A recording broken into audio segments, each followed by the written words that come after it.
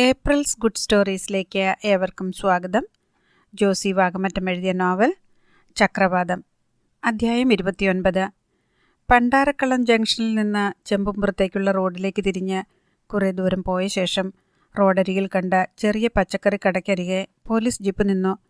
കടയിലിരുന്ന വൃദ്ധനോട് ജീപ്പിലിരുന്ന് തന്നെ police driver ചോദിച്ചു, ചേട്ടാ, ബേബിച്ചായൻ എന്നയാളിൻ്റെ വീട് ഇവിടെ എവിടാ? വൃദ്ധൻ പോലീസിനോടുള്ള ബഹുമാനം കാട്ടാൻ എഴുന്നേറ്റ് നിന്നു. കളത്തെങ്കിലെ ബേബിച്ചനാണോ? ആ, അതെവിടെയാ? സാറേ, കുറേ കൂടെ മുന്നോട്ട് ചെല്ലുമ്പം ഒരു പള്ളി കാണും. അതിനടുത്തുള്ള ചായക്കടയിൽ ചോദിച്ചാൽ മതി. അതെന്താ, ചേട്ടൻ അറിഞ്ഞൂടെ? അറിയാം സാറേ.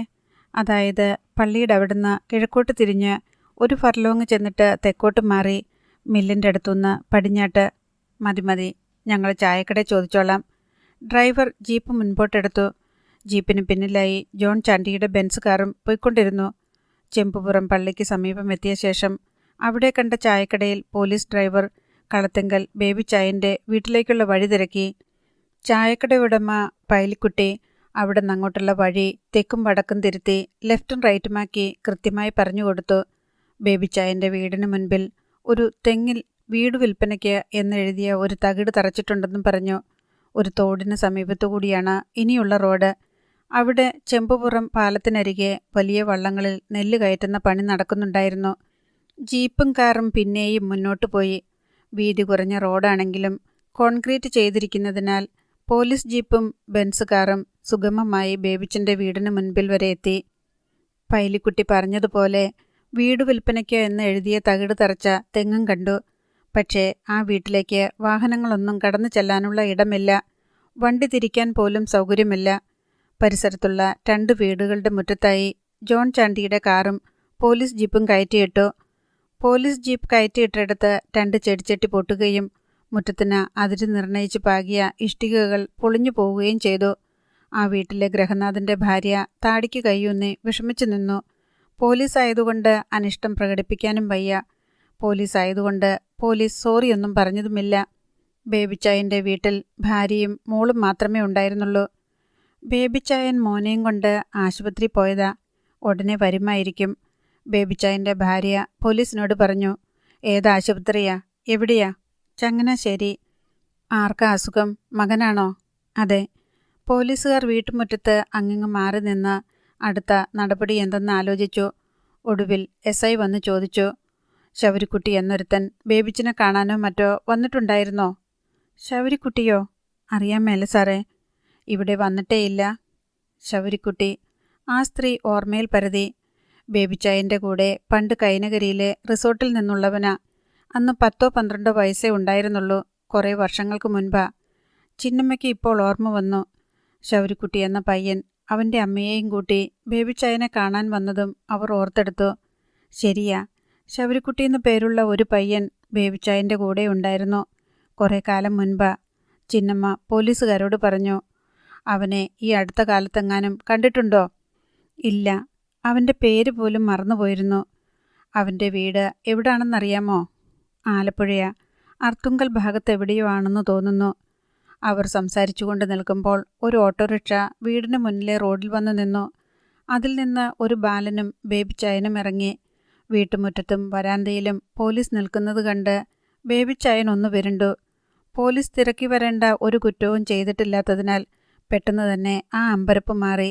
ഓട്ടോറിക്ഷ തിരികെ പോയി. ബേബിച്ചായൻ മകനെയും കൂട്ടി വീട്ടുമുറ്റത്തേക്ക് വന്നു. നിങ്ങളാണോ ബേബി വർഗീസ്? SI ചോദിച്ചു. അതെ. പണ്ട് കൈനകരിയിലെ ഒരു റിസോർട്ടിൽ നിങ്ങൾ ജോലി ചെയ്തിരുന്ന കാലത്ത് ശൗരിക്കുട്ടി എന്നൊരു പയ്യനെ ജോലിക്ക് വച്ചത് നിങ്ങളല്ലേ? അതെ. അതിപ്പോൾ വർഷങ്ങൾ ഒരുപാടായി. അവനിപ്പോൾ എവിടുണ്ട്? അവനെ കണ്ടിട്ട് ഒരുപാട് കാലമായി സാർ. 10-12 വർഷത്തിൽ കുറയത്തില്ല. അടുത്ത കാലത്തൊന്നും കണ്ടിട്ടില്ലേ? ഇല്ല സാറേ. എന്താ സാർ പ്രശ്നം? അവൻ്റെ വീട് എവിടാണെന്നറിയാമോ? ചെല്ലിക്കടപ്പുറം. അവൻ പറഞ്ഞു കേട്ടിട്ടുള്ള അറിവാ. അവൻ ജോലി ചെയ്ത വകയിൽ കൂലി വല്ലതും കൊടുക്കാനുണ്ടായിരുന്നോ? ഞാൻ അവിടുത്തെ ജോലി മതിയാക്കി പോയ ശേഷം അവന് ശമ്പളമൊന്നും കിട്ടിയില്ലെന്ന് ഒരിക്കലിവിടെ വന്നപ്പോൾ അവൻ ആവലാതി പറഞ്ഞായിരുന്നു. അപ്പോൾ അവനിവിടെ വന്നിട്ടുണ്ട്. ഒരുപാട് വർഷം മുൻപ് സാറേ. അവൻ എന്തിനാ വന്നേ? അവൻ്റെ ശമ്പളം മുഴുവൻ ഞാനാ സൂക്ഷിച്ചിരുന്നേ. എൻ്റെ കയ്യിൽ നിന്നത് വാങ്ങിക്കൊണ്ടു പോകാൻ വന്നതാ. ഞാനത് പോസ്റ്റ് ഓഫീസിലിട്ടിരിക്കുമായിരുന്നു. അവൻ വന്ന് ചോദിച്ചപ്പോൾ എടുത്തു കൊടുത്തു. സാറേ, പ്രശ്നം എന്താണെന്ന് സാറ് പറഞ്ഞില്ല. അവൻ ശമ്പളം കിട്ടിയില്ലെന്നും പറഞ്ഞ് കഴിഞ്ഞൊരു ദിവസം ആ റിസോർട്ടിൽ ചെന്നു. അവിടെയുണ്ടായിരുന്ന ജീവനക്കാരെയെല്ലാം തല്ലിച്ചതച്ചു. റിസോർട്ട് അടിച്ചു തകർത്തു. അവൻ ഒറ്റയ്ക്കോ? അവിടെ ഒരുപാട് ജോലിക്കാരുള്ളതല്ലേ, തടഞ്ഞാൽ മതിയായിരുന്നല്ലോ. തടയാനൊന്നും പറ്റിയില്ല. അതിനു മുൻപേ അവൻ പണി തീർത്തു. തടയാൻ ശ്രമിച്ച ചിലരൊക്കെ ഹോസ്പിറ്റലില്ല. SI പറഞ്ഞു. എൻ്റെ കൂടെ നിന്നപ്പോൾ അവൻ ശാന്ത സ്വഭാവക്കാരനായിരുന്നല്ലോ. അന്നേ അവൻ പോക്കരിയ. അവിടെ ജോലി ചെയ്തുകൊണ്ടിരുന്ന ഒരുത്തിൻ്റെ തലയിൽ തിളച്ച എണ്ണയൊഴിച്ച് ഒരു വള്ളവും കുത്തിത്തുളച്ചിട്ട് അവൻ റിസോർട്ടിൽ നിന്ന് പോയത്. അതും പമ്പയാറ് നീന്തിക്കിടന്ന്. ശരിയാ സാറേ, അവൻ അതും പറഞ്ഞായിരുന്നു. ഞാൻ അവിടുത്തെ ജോലി വിട്ട ശേഷം പുതുതായിട്ട് വന്ന മാനേജർ അവന് ശമ്പളമൊന്നും കൊടുത്തില്ലെന്ന് അവൻ ഇവിടെ വന്നപ്പോൾ പറഞ്ഞിരുന്നു. അന്നത്തെ മാനേജർ സാംകുട്ടിയെന്ന് പേരുള്ള ഒരുത്തനാ. അയാൾ അവനെ പറ്റിച്ചു. ശൗരിക്കുട്ടിയുടെ വീട് കൃത്യമായിട്ട് തനിക്കറിയാവോ? ചെല്ലിക്കടപ്പുറത്ത് ചെന്ന് ചോദിച്ചാൽ മതി സാറേ. ഇപ്പം അവൻ എവിടാണെന്നൊന്നും എനിക്കറിഞ്ഞുകൂടാ. പക്ഷേ അവൻ്റെ വീട് അവിടെ ആയിരുന്നു. അമ്മയും അനിയനും പെങ്ങളും ഒക്കെ ഉള്ളതാ. അതിൽ കൂടുതൽ വിവരങ്ങളൊന്നും ബേബി ചായനിൽ നിന്ന് കിട്ടാനില്ലെന്ന് SIക്ക് തോന്നി. ശരി, ആവശ്യം വന്നാൽ ഞങ്ങൾ വിളിപ്പിക്കും. സ്റ്റേഷനിലോട്ട് വന്നേക്കണം. സാറ് പറഞ്ഞാൽ മതി, എപ്പോൾ വേണേലും വരാം. ഇയാൾ വീട് വിറ്റിട്ട് സ്ഥലം വിട്ടു പോയാലോ? വീട് വിറ്റാലും പോകാൻ പറ്റത്തില്ല സാർ, അതുമാതിരി കടമുണ്ട്. ബേബിച്ചായൻ ചെറുചിരിയോടെ പറഞ്ഞു. പോലീസ് ജീപ്പ് പാർക്ക് ചെയ്തിരിക്കുന്ന വീട്ടിലേക്ക് പോയി. അവിടുത്തെ വീട്ടമ്മയോട് SI ചോദിച്ചു, ആ ബേബി വർഗീസ് എങ്ങനെയുള്ള ആളാ? കുഴപ്പക്കാരനാണോ? ഞങ്ങളോടിതുവരെ കുഴപ്പത്തിനൊന്നും വന്നിട്ടില്ല. അയാളുടെ വീട് വിൽക്കാനിട്ടിരിക്കുന്നല്ലോ. അറിയാൻ മേല. നിങ്ങൾക്ക് അത് വാങ്ങിച്ചുകൂടെ? നിങ്ങളുടെ തൊട്ടടുത്ത വീടല്ലേ. ഞങ്ങൾക്ക് ഈ വീട് തന്നെ അധികമാ. ആ സ്ത്രീക്ക് തങ്ങളോട് ഉള്ളിൽ ദേഷ്യമുണ്ടെന്ന് SI രാംദാസിന് മനസ്സിലായി. സാറേ, നിങ്ങൾ പോലീസൊക്കെയാ, ശരിയാ. പക്ഷേ ഞങ്ങളുടെ ചെടിച്ചട്ടി പൊട്ടിച്ച് മുറ്റത്തിൻ്റെ കെട്ടും ഇടിച്ചിട്ടിട്ട് ഒരു സോറി പോലും പറയാതെ പോകുന്നത് വല്ലാത്തൊരു മര്യാദകേടല്ലേ? SIക്ക് ഒരു ചമ്മൽ തോന്നി. ഓ സോറി. അത്രയും പറഞ്ഞ് രാംദാസ് ജീപ്പിൽ കയറി. അപ്പോഴേക്കും ജോൺ ചാണ്ടി കാർ തിരിച്ച് റോഡിൽ കൊണ്ടുവന്നു. പോലീസിനെയും ബെൻസ് കാറുമൊക്കെ കണ്ട് ഇതിനകം റോഡിൽ 5-6 പേർ കൂട്ടം കൂടി. അവർ പോലീസിനോട് കാര്യം തിരക്കി. ശൗരിക്കുട്ടി എന്നൊരുത്തനെ അന്വേഷിച്ചു വന്നതാ. അവൻ്റെ അഡ്രസ്സും വാലും തുമ്പും ഒന്നും അറിയില്ല. പോലീസ് പറഞ്ഞു. ഞങ്ങളോർത്തു ബേബിച്ചായൻ എന്നാ കുറ്റം ചെയ്തിട്ടാണെന്ന്. അയാൾ അത്രയ്ക്ക് നല്ല മനുഷ്യനാണോ? SI രാംദാസ് ചോദിച്ചു. ആർക്കും ഒരു ഉപദ്രവവും ചെയ്യാത്തയാളാ സാറേ. പക്ഷേ അങ്ങനെയുള്ളവർക്ക് സാറേ കഷ്ടപ്പാടും ദുരിതവും. ഇപ്പോൾ വീട് വിൽക്കാൻ ഇട്ടിരിക്കുക, ഒരാൾ പറഞ്ഞു. അതൊക്കെ പലരും ചെയ്യുന്നതല്ലേ. വീട് വിൽക്കുക, വേറെ വീട് വാങ്ങി വീണ്ടും വിൽക്കുക. SI രാംദാസ് ചെറുചിരിയോടെ പറഞ്ഞു. ഇതങ്ങനെയല്ല സാറേ. കടം കയറി മുങ്ങിയിട്ട് വിൽക്കുക. ബാങ്കുകാർ ജപ്തി നോട്ടീസ് അയച്ചിട്ട് നാളെ കുറേയായി. വീട് വിറ്റ് ബാങ്കിലെ കടം വീട്ടാമെന്ന് കരുതിയ അത് വിൽക്കാനിട്ടത്. ഇപ്പോഴെന്താ പ്രശ്നമെന്ന് വെച്ചാൽ ഒരു പട്ടിക്കുഞ്ഞിനും വീട് വേണ്ട. പണ്ട് പറഞ്ഞ വിലയുടെ പകുതി വിലയ്ക്ക് കൊടുക്കാമെന്ന് പറഞ്ഞിട്ടും ആർക്കും വേണ്ട. ബാങ്ക് ഏറ്റെടുത്തിട്ട് വിൽക്കട്ടെ, അപ്പോൾ ലോൺ കഴിച്ചുള്ള ബാക്കി പൈസ കിട്ടുമല്ലോ. സാറേ, അതിനൊന്നും സമയമില്ല. ബേബിച്ചായൻ്റെ കൊച്ചിന് കിഡ്നിയുടെ അസുഖമാ.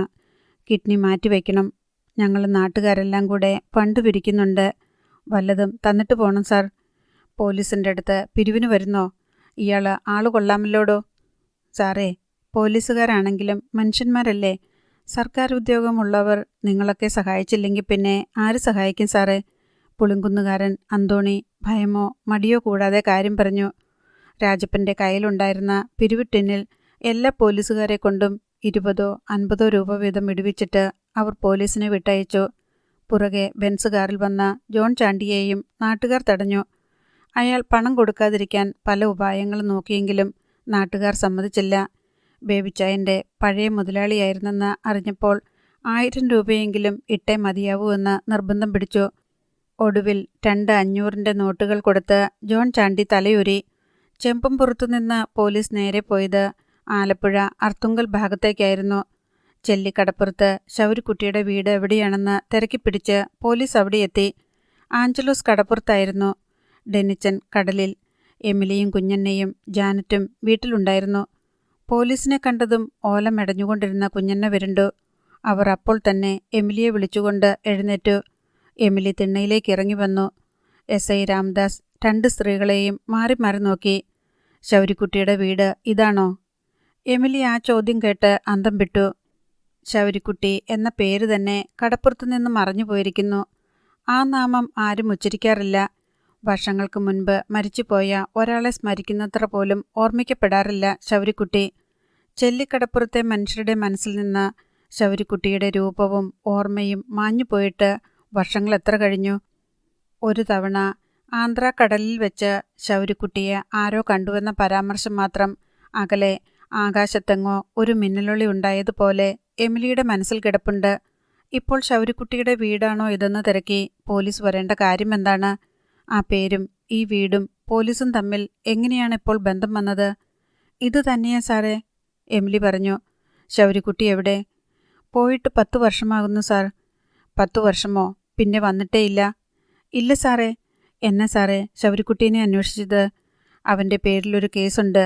കേസോ? എന്ത് കേസ്? അവൻ ഇന്നലെ കൈനകരിയിലെ ഒരു റിസോർട്ട് അടിച്ചു തകർത്തു. അവിടെ ഉണ്ടായിരുന്ന ജോലിക്കാരെ തല്ലിച്ചതച്ചു. 10 ലക്ഷം രൂപയുടെ നഷ്ടമാ കണക്കാക്കിയിരിക്കുന്നെ. എമിലി അന്തം വിട്ടു. എൻ്റെ സാറേ, വേറെ വല്ലവരും ചെയ്തതായിരിക്കും. അവനെ കാണാണ്ടായിട്ട് 10 കൊല്ലമായി. ജീവിച്ചിരിപ്പുണ്ടോ മരിച്ചോന്ന് പോലും അറിയാൻ മേല. അവനെ സൈമൺ മുതലാളി കൊല്ലിച്ചെന്നും പറഞ്ഞ് പോലീസ് സ്റ്റേഷനിൽ ഞങ്ങളുടെ പരാതി കിടപ്പുണ്ടല്ലോ സാറേ. ഞങ്ങൾ വീട്ടുകാരും നാട്ടുകാരും കൂടെ കുറേ സമരം ചെയ്യുകയും കേസ് അന്വേഷിക്കുകയും ചെയ്തതാണല്ലോ. പള്ളാത്തുരുത്തിയിൽ നിന്ന് വന്ന പോലീസിന് അതൊന്നും മനസ്സിലായില്ല. അവർ കടപ്പുറത്ത് ചെന്ന് അന്വേഷിച്ചു. അവിടെ പോലീസ് ജീപ്പിന് ചുറ്റും ആൾക്കൂട്ടമായി. പള്ളാത്തുരുത്തി പോലീസ് ശൗരിക്കുട്ടിയെപ്പറ്റി തിരക്കിയപ്പോൾ കടപ്പുറത്തുള്ളവർ പറഞ്ഞു, സാറേ, അവൻ ജീവിച്ചിരിപ്പില്ല. സൈമൺ മുതലാളി അവനെ തല്ലിക്കൊന്ന് പുറംകടലിൽ കൊണ്ടുപോയി കെട്ടിത്താഴ്ത്തി. അതിൻ്റെ പേരിൽ ഇവിടെ എന്തുമാത്രം സമരവും ബഹളവും നടന്നു. സാർ ഇതൊന്നും അറിഞ്ഞില്ലേ? പുതിയ SI ആണോ?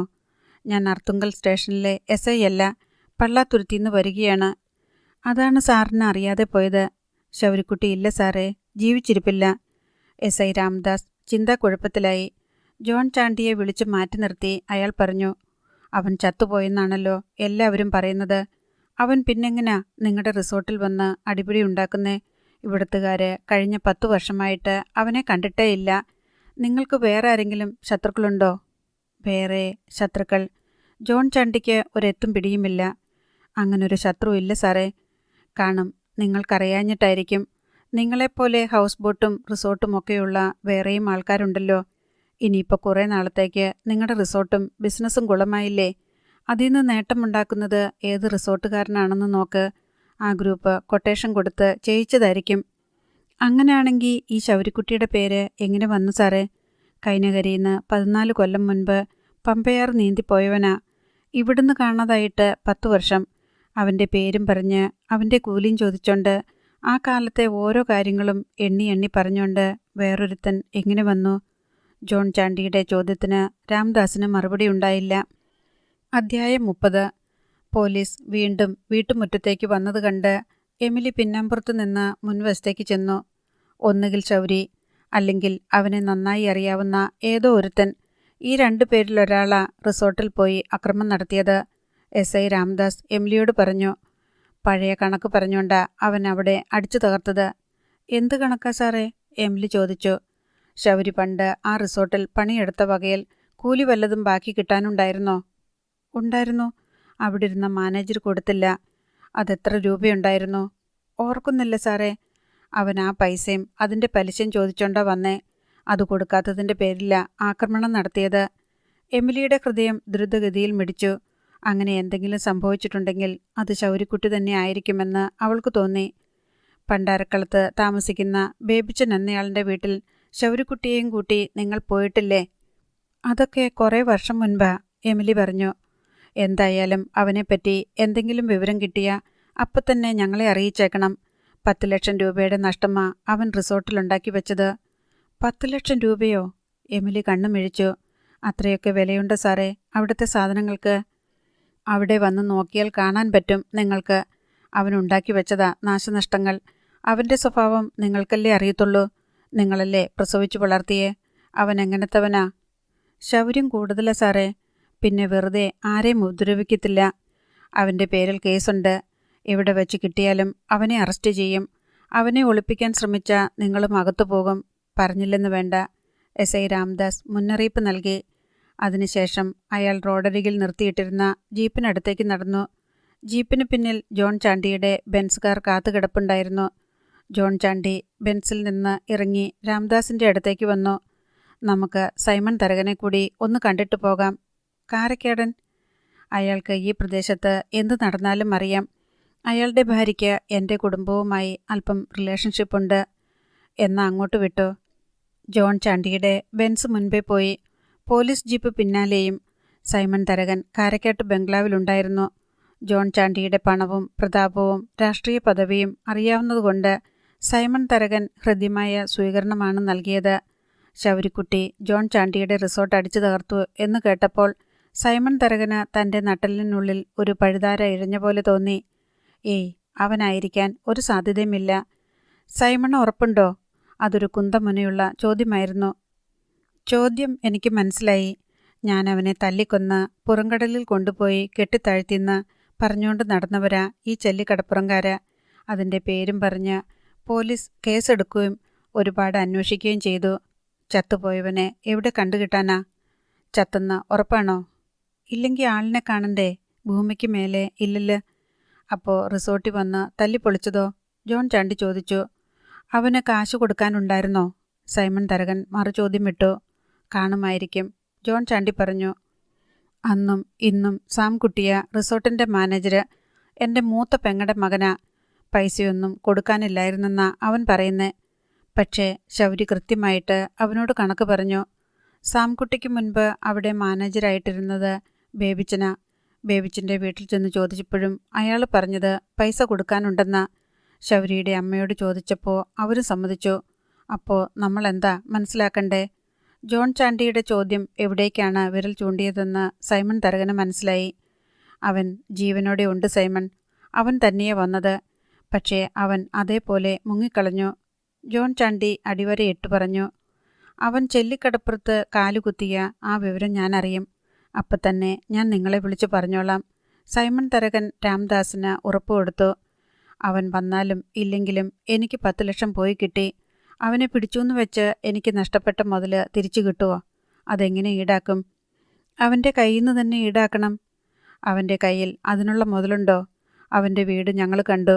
ഒരു ദാരിദ്ര്യം പിടിച്ച വീട്. അതെല്ലാം കൂടെ വിറ്റ 2 ലക്ഷം തികച്ചു കിട്ടത്തില്ല. ഈടാക്കലൊന്നും നടക്കില്ല. നിങ്ങൾക്ക് പോകാനുള്ളത് പോയി. അവൻ്റെ കണക്ക് പറഞ്ഞു വന്നപ്പോൾ ആ പൈസയങ്ങ് കൊടുത്തേക്കുന്നതായിരുന്നു ബുദ്ധി. പൈസ തന്നില്ലെങ്കിൽ അതിൻ്റെ 10 ഇരട്ടി നഷ്ടം ഞാൻ ഉണ്ടാക്കുമെന്ന് പറഞ്ഞിട്ടാ അവൻ അടിച്ചു തീർത്തേ. എസ് ഐ രാംദാസ് പറഞ്ഞു. ഞാൻ സാംകുട്ടിയെ കുറേ വഴക്ക് പറഞ്ഞു. നാശനഷ്ടം ഉണ്ടാകുമെന്ന് പറഞ്ഞപ്പോഴെങ്കിലും അതങ്ങ് കൊടുത്താൽ മതിയായിരുന്നു. അതാരും കൊടുക്കത്തില്ല, സൈമൺ തരകൻ പറഞ്ഞു. ഈ പറയുന്ന ഞാനാണെങ്കിലും കൊടുക്കത്തില്ല. അവൻ തകർക്കാൻ വന്നാൽ തടയാൻ നമ്മുടെ ആൾക്കാരുണ്ടല്ലോ എന്ന് വിചാരിക്കും. അതാ കുഴപ്പമായത്. അവൻ ഒറ്റയ്ക്ക് എന്ത് ചെയ്യാനാണെന്ന് വിചാരിച്ചു പോയി. പക്ഷേ അവൻ പുല്ലുപോലെയാ 10-15 പേരെ അടിച്ചു നിരപ്പാക്കിയത്, ജോൺ ചാണ്ടി പറഞ്ഞു. ഈ കടപ്പുറത്ത് വന്ന ഞാൻ അറിയിച്ചേക്കാം, സൈമൺ തരകൻ ഉറപ്പു നൽകി. അവനെ എൻ്റെ കയ്യിൽ കിട്ടിയാൽ ബാക്കി കാര്യം ഞാൻ ഏറ്റു, രാംദാസ് പറഞ്ഞു. പിന്നെ അവനൊരിക്കലും 15 പേരെയല്ല, ഒരു 15കാരൻ പയ്യനെപ്പോലും അടിക്കാൻ കൈ പൊക്കില്ല. സൈമൺ തരകൻ നൽകിയ ചായ സൽക്കാരം സ്വീകരിച്ച് ജോൺ ചാണ്ടിയും പോലീസും നെടുമുടിയിലേക്ക് തിരിച്ചുപോയി. അവിടെ നടന്ന കൂടിക്കാഴ്ചയുടെയും സംഭാഷണങ്ങളുടെയും പൊരുൾ പിടികിട്ടിയ എൽസമ്മ ഭർത്താവിനോട് ചോദിച്ചു. ശൗരി തിരിച്ചെത്തിയിട്ടുണ്ടോ? എവിടുന്ന്? അവൻ്റെ പേരും പറഞ്ഞ് വേറൊരുത്തനാണെന്ന് നിങ്ങൾക്കെങ്ങനെ അറിയാം? അല്ലെന്ന് നിനക്കെങ്ങനെ അറിയാമെടി? അവൻ പേര് പറഞ്ഞുകൊണ്ട് ചെന്നു എന്നല്ലേ പറഞ്ഞത്? 15 കൊല്ലം മുൻപത്തെ 6000 രൂപ പലിശ സഹിതം 50,000 ആക്കി കണക്ക് കൂട്ടി വെച്ചോണ്ടല്ലേ ചെന്നത്. അതിൽ കൂടുതൽ എന്തിനാ തെളിവ്?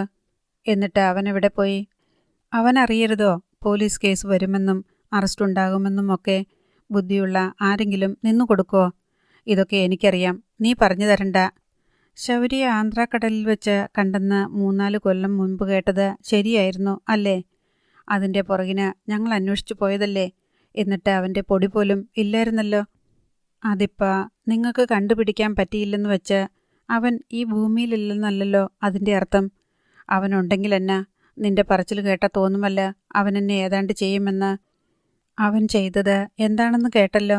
ഒറ്റയ്ക്ക് 15 കൊല്ലം മുൻപത്തെ 6000 രൂപയുടെ കടം മനസ്സിൽ കുറിച്ചിട്ടുണ്ട്. പകരം വീട്ടിയവനല്ലേ.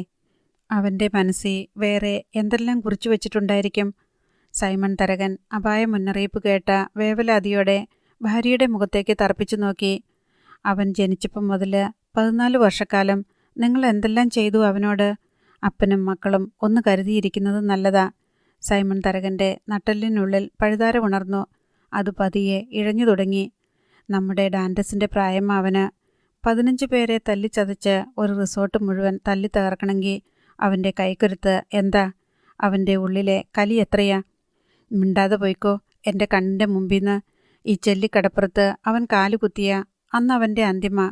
സൈമൺ തരകൻ ഭാര്യയോട് കയർത്തു. എൽസമ്മ പിന്നെ മറുത്തൊന്നും പറഞ്ഞില്ല. പക്ഷേ സൈമൺ തരകൻ്റെ ഉള്ളിൽ ആദി പെരുകി. ജോൺ ചാണ്ടിയും രാംദാസും കൂടി അയാളുടെ മനസ്സിൽ വരച്ചിട്ട ചിത്രം ഭയാനകമായിരുന്നു. ഒറ്റയാനെപ്പോലെ ഒരുത്തൻ വരുന്നു, കണക്ക് ചോദിക്കുന്നു, തല്ലി തകർക്കുന്നു, തടയുന്നവരെ അടിച്ച് നിലം പരിശാക്കുന്നു. അവൻ എവിടുന്ന് വന്നു എന്ന് ആർക്കും അറിയില്ല. എങ്ങോട്ട് പോയി എന്നും ആർക്കും അറിയില്ല. ശൗര്യക്കുട്ടിയെ തിരക്കിയാണ് പോലീസ് വന്നുപോയത് എന്നറിഞ്ഞിട്ട് ചെല്ലിക്കടപ്പുറം നിവാസികൾക്കെല്ലാം വലിയ അത്ഭുതമായിരുന്നു. കഴിഞ്ഞ 10 വർഷത്തോളമായി ശൗര്യക്കുട്ടിയെ ആരും കണ്ടിട്ടില്ല. അവൻ ജീവിച്ചിരിപ്പുള്ളതായി ഒരു തെളിവും കിട്ടിയിട്ടില്ല. ആകെ കിട്ടിയ തെളിവ് ആന്ധ്രാക്കടലിൽ വെച്ച് രാമകൃഷ്ണൻ ശൗര്യക്കുട്ടിയെപ്പോലൊരുത്തനെ സായിബാബ എന്നു പേരുള്ള ഒരു ഫിഷിംഗ് ബോട്ടിൻ്റെ ഡെക്കിൽ വല വലിച്ചുകൊണ്ട് നിൽക്കുന്നതായി കണ്ടു എന്നത് മാത്രമാണ്. കൂടുതൽ വിശ്വസനീയമായ തെളിവുകളൊന്നും കിട്ടാത്തതിനാൽ കടപ്പുറം നിവാസികൾ അത് കെട്ടുകഥയെന്ന് കരുതി തള്ളിക്കളയുകയും ചെയ്തു. ഇപ്പോൾ ശൗര്യക്കുട്ടിയെ തിരക്കി പോലീസ് വന്നതറിഞ്ഞ എമിലിയുടെ വീട്ടിൽ സന്ദർശകർ ധാരാളം എത്തി. എല്ലാവർക്കും സംഭവത്തിൻ്റെ നിജസ്ഥിതി അറിയണം. ശൗര്യക്കുട്ടി ജീവനോടെയുണ്ടോ? എന്തെങ്കിലും തെളിവ് കിട്ടിയോ? പോലീസ് അന്വേഷിച്ചു വരാൻ വേണ്ടി എന്ത് കുറ്റകൃത്യമാണ് അവൻ ചെയ്തത്? അവൻ ഒരു കൊലപാതകം ചെയ്തതാണെങ്കിലും ശരി, അവൻ ജീവനോടെ ഉണ്ടെന്ന് കാണാൻ അവർ ആഗ്രഹിച്ചു. രാത്രി ഉറങ്ങാൻ കിടന്നിട്ട് എമിലിക്ക് ഉറക്കം വരുന്നില്ല. ആ ശരീരം തൻ്റേതല്ലെന്ന് എമിലിക്ക് തോന്നി. അതിനുള്ളിൽ വേറൊരു എമിലി ഇരുന്ന് വേവലാതി കൊള്ളുന്നു. ആ എമിലി ദേഹമാസകലം എരിപൊരി സഞ്ചാരം നടത്തുന്നു. ആ എമിലി എഴുന്നേറ്റിരിക്കുന്നു. ഇരുട്ടിൽ നിന്ന് കുഞ്ഞെണ്ണ ചോദിച്ചു, നീ ഉറങ്ങിയില്ലേ എമിലി? ഇല്ലമ്മേ. എമിലി കിടക്കപ്പായയിൽ എഴുന്നേറ്റിരുന്നു കൊണ്ട് പറഞ്ഞു. എനിക്കും ഉറക്കം വരുന്നില്ല. അമ്മയ്ക്കെന്നാ പറ്റി? കുറച്ചു നേരത്തേക്ക് ഉത്തരമില്ല. പിന്നെ ഇരുട്ടിൽ നിന്നൊരു ചോദ്യം വന്നു. അവനുണ്ടോ എമിലി? ആ പോലീസ് പറഞ്ഞത് ശരിയാണോ? എമിലി വീർപ്പടക്കി. ആ ചോദ്യം മണിക്കൂറുകളായി അവളുടെ ഹൃദയത്തിൽ അലതല്ലുകയാണ്. അവൻ, ശൗര്യക്കുട്ടി ജീവിച്ചിരിപ്പുണ്ടോ? അവൻ വന്നോ? വന്നെങ്കിൽ അവൻ ഒരു റിസോർട്ട് അടിച്ചു തകർക്കാനാണോ വരേണ്ടിയിരുന്നത്? അതോ അവനെ കാണാതെ ഹൃദയം ബന്ധുനീറിയ പെറ്റമ്മയെ കാണാനോ? പോലീസ് വന്നു പോയപ്പോൾ മുതൽ ഹൃദയമിടിപ്പിൻ്റെ വേഗം ഇരട്ടിയാണ്. ശരിക്കും അത് തൻ്റെ നെഞ്ചിൻകൂടിനുള്ളിൽ വച്ചിരിക്കുന്ന ഒരു യന്ത്രമാണെന്ന് അവൾക്ക് തോന്നി. ഇരുട്ടിന് കട്ടി കുറയുന്നു. നായ കുരയ്ക്കുന്നതും ആട്ടിൻകുട്ടി കരയുന്നതും നിലച്ചിരിക്കുന്നു. എവിടെ നിന്നോ കേട്ടുകൊണ്ടിരുന്ന ചലച്ചിത്ര ഗാനവും അവസാനിച്ചു. ഇപ്പോൾ ആകെ കൂടി കേൾക്കാവുന്നത് മണൽത്തിട്ടയിൽ കടലിടിക്കുന്ന ഒച്ച മാത്രമാണ്. അത് കടലിൻ്റെ ഹൃദയതാളമാണ്. അവിടെ കടപ്പുറത്ത് തിരയടിച്ചു കയറുന്നതും പതിഞ്ഞ് ദുർബലമായി പിൻവലിയുന്നതും അവൾ മനക്കണ്ണിൽ കണ്ടു. അടുത്ത തിര വന്നടിച്ചു. അതും പതിഞ്ഞ് പിൻവാങ്ങുമ്പോൾ ആ തിരയിലൂടെ നുരയിലൂടെ ഒരാൾ നിഴൽ പോലെ നടന്നു വരുന്നു. ആകാശവിധാനത്തിൻ്റെ അരണ്ട വെളിച്ചമേയുള്ളൂ. കാറ്റത്ത് അവൻ്റെ നീളൻ മുടിയും വസ്ത്രാഞ്ചലങ്ങളും പാറിപ്പറക്കുന്നുണ്ട്. അവൻ കടലിൽ നിന്ന് കരയ്ക്ക് കയറി. അടുക്കി എണ്ണിയാൽ കാണാവുന്ന 7 മടക്ക് തിരകൾക്കപ്പുറം അവൻ വന്ന പായ്വഞ്ചി കിടക്കുന്നു. ഇപ്പോൾ അവൻ പൂഴിമണലിലൂടെ നടക്കുകയാണ്. കരകയറ്റിയിട്ട വള്ളങ്ങൾക്കും പൊന്തുകൾക്കും ഇടയിൽ കൂടി അവൻ വന്നുകൊണ്ടേയിരിക്കുന്നു. മീൻ ലേലം നടക്കാറുള്ള കടപ്പുറം, നീല ടാർപോളിൻ കൊണ്ട് കെട്ടിമറച്ച താൽക്കാലിക ചായക്കടകൾ, മീൻ കൊണ്ടുപോകാനെത്തുന്ന ലോറികളും പിക്കപ്പുകളും പാർക്ക് ചെയ്യുന്ന തെങ്ങും പറമ്പ്, ടാർ ഇളകിപ്പൊളിഞ്ഞ റോഡ്, ഇതെല്ലാം കടന്ന് അവൻ വരുന്നു. എമിലിക്ക് തൻ്റെ ഹൃദയം വീർത്തു പൊട്ടുമെന്ന് തോന്നി. മുറ്റത്ത് മൺതരികൾ ഞെരിയുന്ന ശബ്ദം. ആഞ്ചലോസ് എഴുന്നേറ്റതാണോ? ഉറക്കം വരാത്ത ചില രാത്രികളിൽ ആഞ്ചലോസ് എഴുന്നേറ്റ് ബീഡി വലിച്ചുകൊണ്ട് മുറ്റത്തുകൂടി നടക്കാറുണ്ട്. വാതിലിൽ തട്ടിക്കൊണ്ട് ഒരു പരുക്കൻ വിളിയൊച്ച. അമ്മ. എമിലി പിടഞ്ഞെണീറ്റു. അധ്യായം 31. എമിലി കിടക്കപ്പായിലിരുന്ന് വാതിലിന് നേർക്ക് നോക്കി. ആരെങ്കിലും വിളിച്ചുവോ? അതോ എല്ലാം തോന്നലായിരുന്നോ? ഇരുട്ടാണ് മുറിയിൽ. പുറമേ നിന്ന് ഇപ്പോൾ ശബ്ദമൊന്നും കേൾക്കുന്നില്ല. ആഞ്ചലോസ് ഇല്ലേ തിണ്ണയിൽ? ഒരു നിഴലനക്കം പോലും ആഞ്ചലോസ് അറിയേണ്ടതാണല്ലോ. മുറ്റത്തെ പൂഴിമണ്ണിൽ കൂടി നടന്നു വരുന്ന ചെറിയ കാലൊച്ച കേൾക്കാമെന്ന് എമിലിക്ക് തോന്നി. അത് പെട്ടെന്ന് നിലച്ചു. എമിലി വീർപ്പടക്കി. ആരാത്? ആഞ്ചലോസിൻ്റെ അമ്പരന്ന ശബ്ദം. ഒച്ചയുണ്ടാക്കരുത്. ഒരാൾ അടക്കിപ്പിടിച്ച് ശാസിക്കുന്ന സ്വരം. എമിലി തിടുക്കത്തിൽ എണീറ്റ് വാതിലിനടുത്തെത്തി. തിണ്ണയിലേക്ക് ആരോ കയറുന്ന കാലൊച്ച കേട്ടു. എമിലി ഉത്കണ്ഠ കൊണ്ട് വീർപ്പുമുട്ടി. വാതിലിൻ്റെ ബോൾട്ടിലേക്ക് കൈവച്ചുകൊണ്ട് നിന്നു. വാതിലിൽ ആരോ തട്ടുന്നു. ആരാ? എമിലി സ്വരം താഴ്ത്തി ചോദിച്ചു. അമ്മ. ആ വിളിയൊച്ച കേട്ട് എമിലി ഞെട്ടിപ്പോയി. ആദ്യം കേട്ട വിളിയൊച്ചയുമായി ഇതിന് വിദൂര സാമ്യം പോലും ഉണ്ടായിരുന്നില്ല.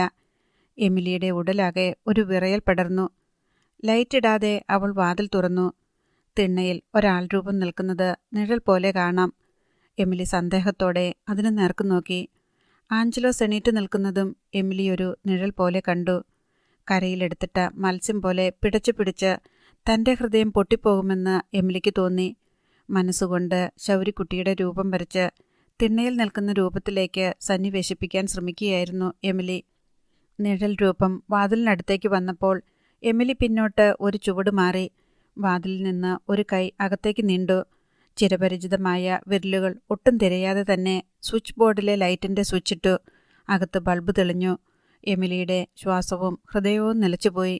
ശൗരിക്കുട്ടിയാണ് മുന്നിൽ നിൽക്കുന്നത്.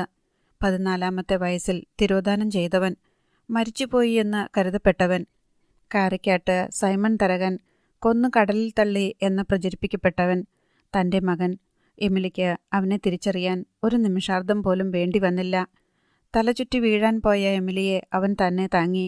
അവൻ്റെ കരവലയത്തിനുള്ളിൽ എമിലിയുടെ ഉടൽ വിറച്ചുകൊണ്ടിരുന്നു. ഒരു കരച്ചിൽ ചങ്ക് പിളർന്നു വന്നുവെങ്കിലും അതിനുള്ള ശ്വാസം കിട്ടിയില്ല. അമ്മ, അമ്മ. ശൗരിക്കുട്ടി എമിലിയെ പിടിച്ചുകൊണ്ട് വിളിച്ചു. ഇല്ല, ശ്വാസമില്ല. അവൻ എമിലിയുടെ 2 കവിളത്തും അമർത്തിപ്പിടിച്ചു കുലുക്കി. എമിലിയുടെ കണ്ണുകൾ പുറത്തേക്കുന്തി. അമ്മ.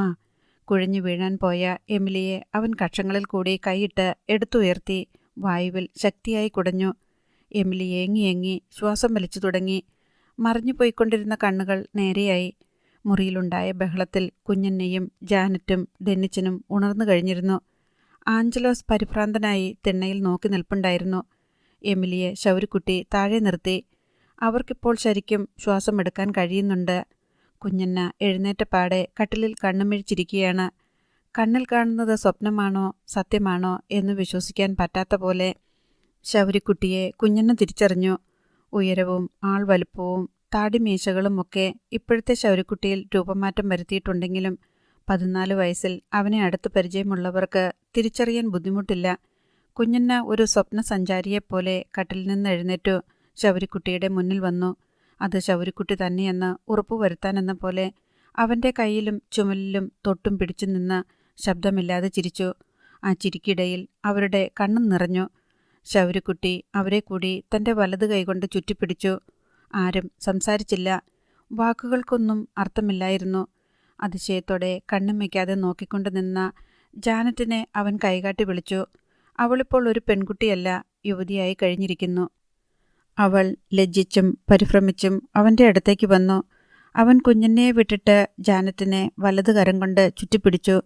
അതുവരെ അതിശയം പൂണ്ട പുഞ്ചിരിയോടെ നോക്കി നിന്നിരുന്നവൾ യാതൊരു മുന്നറിയിപ്പുമില്ലാതെ ഒരൊറ്റ കരച്ചിൽ. ശൗരിക്കുട്ടി അവളുടെ മുഖം പിടിച്ച് തൻ്റെ തോളത്തേക്ക് അണച്ചു. അവളുടെ പുറത്തും ശിരസിന് പിന്നിലും മെല്ലെ തട്ടി. സമാധാനിപ്പിക്കാനായി അവളുടെ ഉടൽ മെല്ലെ ഒലിച്ചു. എത്ര കണ്ണീർ തുടച്ചിട്ടും അവളുടെ കരച്ചിലിന് ഒരറുതി ഉണ്ടായില്ല. കരയരുതെന്നൊന്നും അവൻ പറഞ്ഞുമില്ല. അവൾ അല്പം മാറി നിന്ന് 2 കവിൾത്തടങ്ങളും മാറി മാറി തുടച്ചു. എത്രയൊക്കെ ശ്രമിച്ചിട്ടും അവൾക്കത് നിർത്താൻ കഴിഞ്ഞില്ല. ഡെന്നിച്ചൻ ഒരൊത്ത പുരുഷനായി ശൗരിക്കുട്ടിയുടെ മുന്നിൽ അല്പം അകലം പാലിച്ചു നിന്നു. അവൻ്റെ കണ്ണുകളിൽ കൗതുകവും അത്ഭുതവും നിറഞ്ഞിരുന്നു. ശൗരിക്കുട്ടി അടുത്തേക്ക് ചെന്ന് 2 കൈകൊണ്ടും അവനെ ആശ്ലേഷിച്ചു. ഡെന്നിച്ചന് തൻ്റെ കർത്തവ്യങ്ങളെല്ലാം പെട്ടെന്ന് പാതിയായി കുറഞ്ഞതുപോലെ തോന്നി. എത്രയോ വർഷങ്ങളായി ഈ കുടുംബം അവൻ ഒറ്റയ്ക്ക് ചുമലിലേറ്റി നടക്കുന്നു. ഇപ്പോൾ ഭാരം താങ്ങാൻ ഒരാൾ എത്തിയിരിക്കുന്നു. എന്തൊരാശ്വാസം!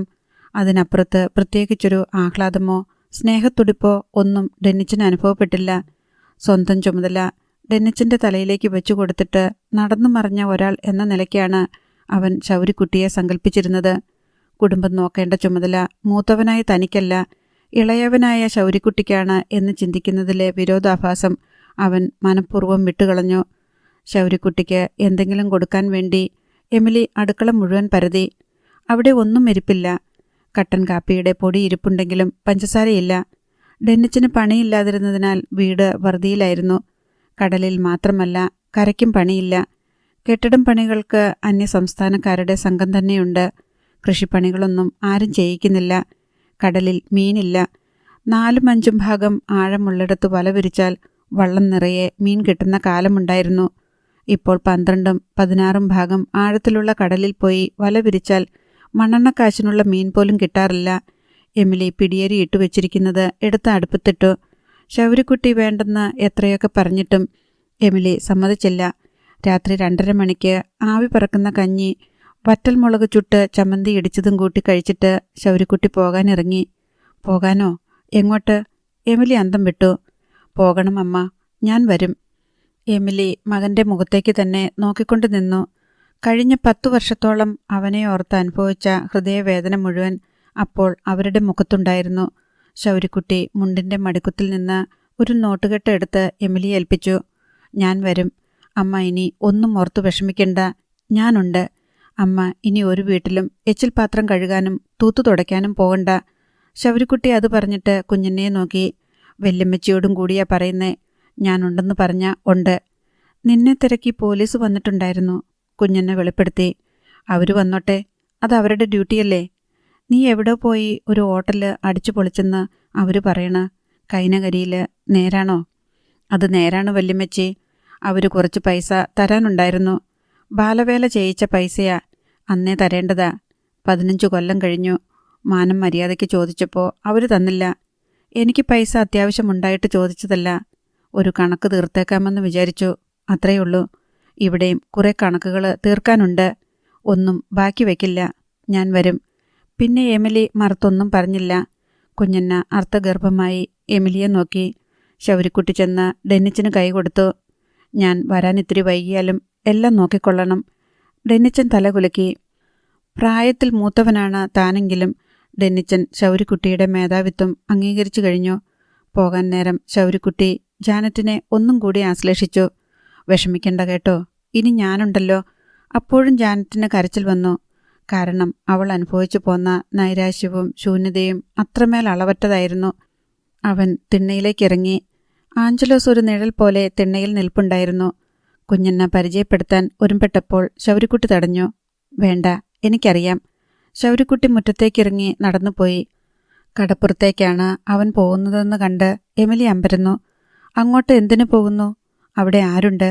കടലിൽ കൂടിയാണോ അവൻ വന്നത്? റോഡിൽ എവിടെങ്കിലും ഏതെങ്കിലും വാഹനം സ്റ്റാർട്ടാകുന്ന ശബ്ദം കേൾക്കാനുണ്ടോ എന്ന് അവൾ കാതോർത്തു. ഒരു ശബ്ദവുമില്ല. മൺതിട്ടകളിൽ കടലിടിക്കുന്ന ഒച്ച മാത്രം. അകത്തു കിടന്ന് വാതിലടിച്ചു കഴിഞ്ഞപ്പോൾ കുഞ്ഞെന്നെ പറഞ്ഞു, അവൻ വലിയ ആളായി അല്ലയോ എമിലി? നല്ല പൊക്കവും തടിയും. ഉവ്വെന്ന് എമിലി തലയാട്ടി. കണക്ക് തീർക്കാനുണ്ടെന്ന് അവൻ പറഞ്ഞത് ഏതാണ്ടൊക്കെ മനസ്സിൽ കണ്ടോണ്ടാണല്ലോ. ആയിരിക്കും. എമിലി ഏതോ സ്വപ്നലോകത്തിരുന്നു കൊണ്ട് പറഞ്ഞു. മകൻ വന്നതും സംസാരിച്ചതും പോയതുമൊന്നും ഉൾക്കൊള്ളാൻ എമിലിക്ക് കഴിയുന്നില്ല. എല്ലാം മായയായിരുന്നോ? ആരോ വന്ന് ഒരു ചെപ്പടി വിദ്യ കാണിച്ചിട്ട് മാറി ഒളിച്ചിരിക്കുന്ന പോലെ. ശൗരിക്കുട്ടി ചെല്ലിക്കടപ്പുറത്തോട് നടന്നു. കാതലായ മാറ്റങ്ങളൊന്നും കടപ്പുറത്തിനില്ലെന്ന് ശൗരിക്കുട്ടി കണ്ടു. മീൻ വണ്ടികൾ ഇടാറുള്ള ഭാഗത്ത് കരയുടെ വിസ്തീർണം കുറഞ്ഞിട്ടുണ്ട്. വള്ളങ്ങളും പൊന്തുകളും കര കയറ്റി വച്ചിരിക്കുന്നിടത്ത് മണൽപ്പരപ്പിന് വിസ്താരം കൂടുതലുണ്ട്. പണ്ട് ജർമ്മിച്ചായൻ വല മാട്ടിക്കൊണ്ടിരുന്ന സ്ഥലത്ത് ഇപ്പോൾ ഒരു വള്ളം ജീർണാവസ്ഥയിലിരിക്കുന്നു. ശൗരിക്കുട്ടി അവിടെ ചെന്ന് നിന്നു. ജർമ്മിച്ചായൻ്റെ രൂപം അവൻ മനക്കണ്ണിൽ കണ്ടു. അയാളുടെ ശബ്ദം കേട്ടു. നീ തിരിച്ചു വന്നു അല്ലേട ശൗരി? അവൻ അവിടെ നിന്ന് ഒരു പിടി പൂഴിമണ്ണ് വാരി ഉള്ളം കയ്യിലിട്ട് തിരുമ്മി. ആ കൈ മണത്തു നോക്കി. ഉപ്പും ഇരുമ്പയിരും ധാതു ലവണങ്ങളും കൂടി കലർന്ന മണം. കടലും കരയും ഇണ ചേർന്നതിൻ്റെ മണം. 4-5 വള്ളങ്ങൾ തീരക്കടലിൽ നങ്കൂരം വിട്ട് വിളക്ക് മിന്നിച്ചു കിടപ്പുണ്ട്. ചക്രവാളത്തിന് തൊട്ടുകീഴിൽ ഒരു 4 വരി പാതയിലൂടെ വാഹനങ്ങൾ പായുന്നുണ്ടെന്ന് തോന്നും. മത്സ്യബന്ധനം നടത്തുന്ന 100 കണക്കിന് വള്ളങ്ങളിലെയും ബോട്ടുകളിലെയും വെളിച്ചമാണ്. അമ്മ പണ്ട് ചായക്കട വച്ചിരുന്ന സ്ഥലം, തരകന്മാർ മീൻ ലേലം വിളിക്കാറുള്ള മണൽ പരപ്പ്. ശൗരി തെക്കോട്ട് നടന്ന് പുലിമുട്ടിന് മീതെ ചെന്ന് കയറി. ഇവിടെയാണ് 10 കൊല്ലം മുൻപ് തൻ്റെ ജീവൻ വഴിതിരിഞ്ഞു പോയത്. കാരക്കാട്ട് സൈമൺ തരകൻ്റെ ബംഗ്ലാവിലെ വെളിച്ചം അവൻ കണ്ടു. അവൻ്റെ കണ്ണിൽ പകയുടെ കനലെരിഞ്ഞു. അധ്യായം 32. വീട് ജപ്തി ചെയ്യുന്നത് ഒഴിവാക്കാൻ അവസാന പരിശ്രമവും നടത്തിയ ശേഷം തീർത്തും നിരാശനായിട്ടാണ് ബേബിച്ചായൻ വീട്ടിൽ തിരിച്ചെത്തിയത്. ഒരു രക്ഷയുമില്ല.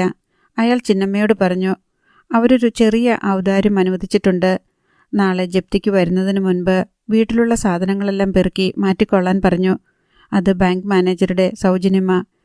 കോടതിയിൽ പോയി ഒന്നുകൂടെ സ്റ്റേ മേടിച്ചാലോ? ചിന്നമ്മ ചോദിച്ചു. ഇനി കിട്ടത്തില്ല ചിന്നമ്മേ.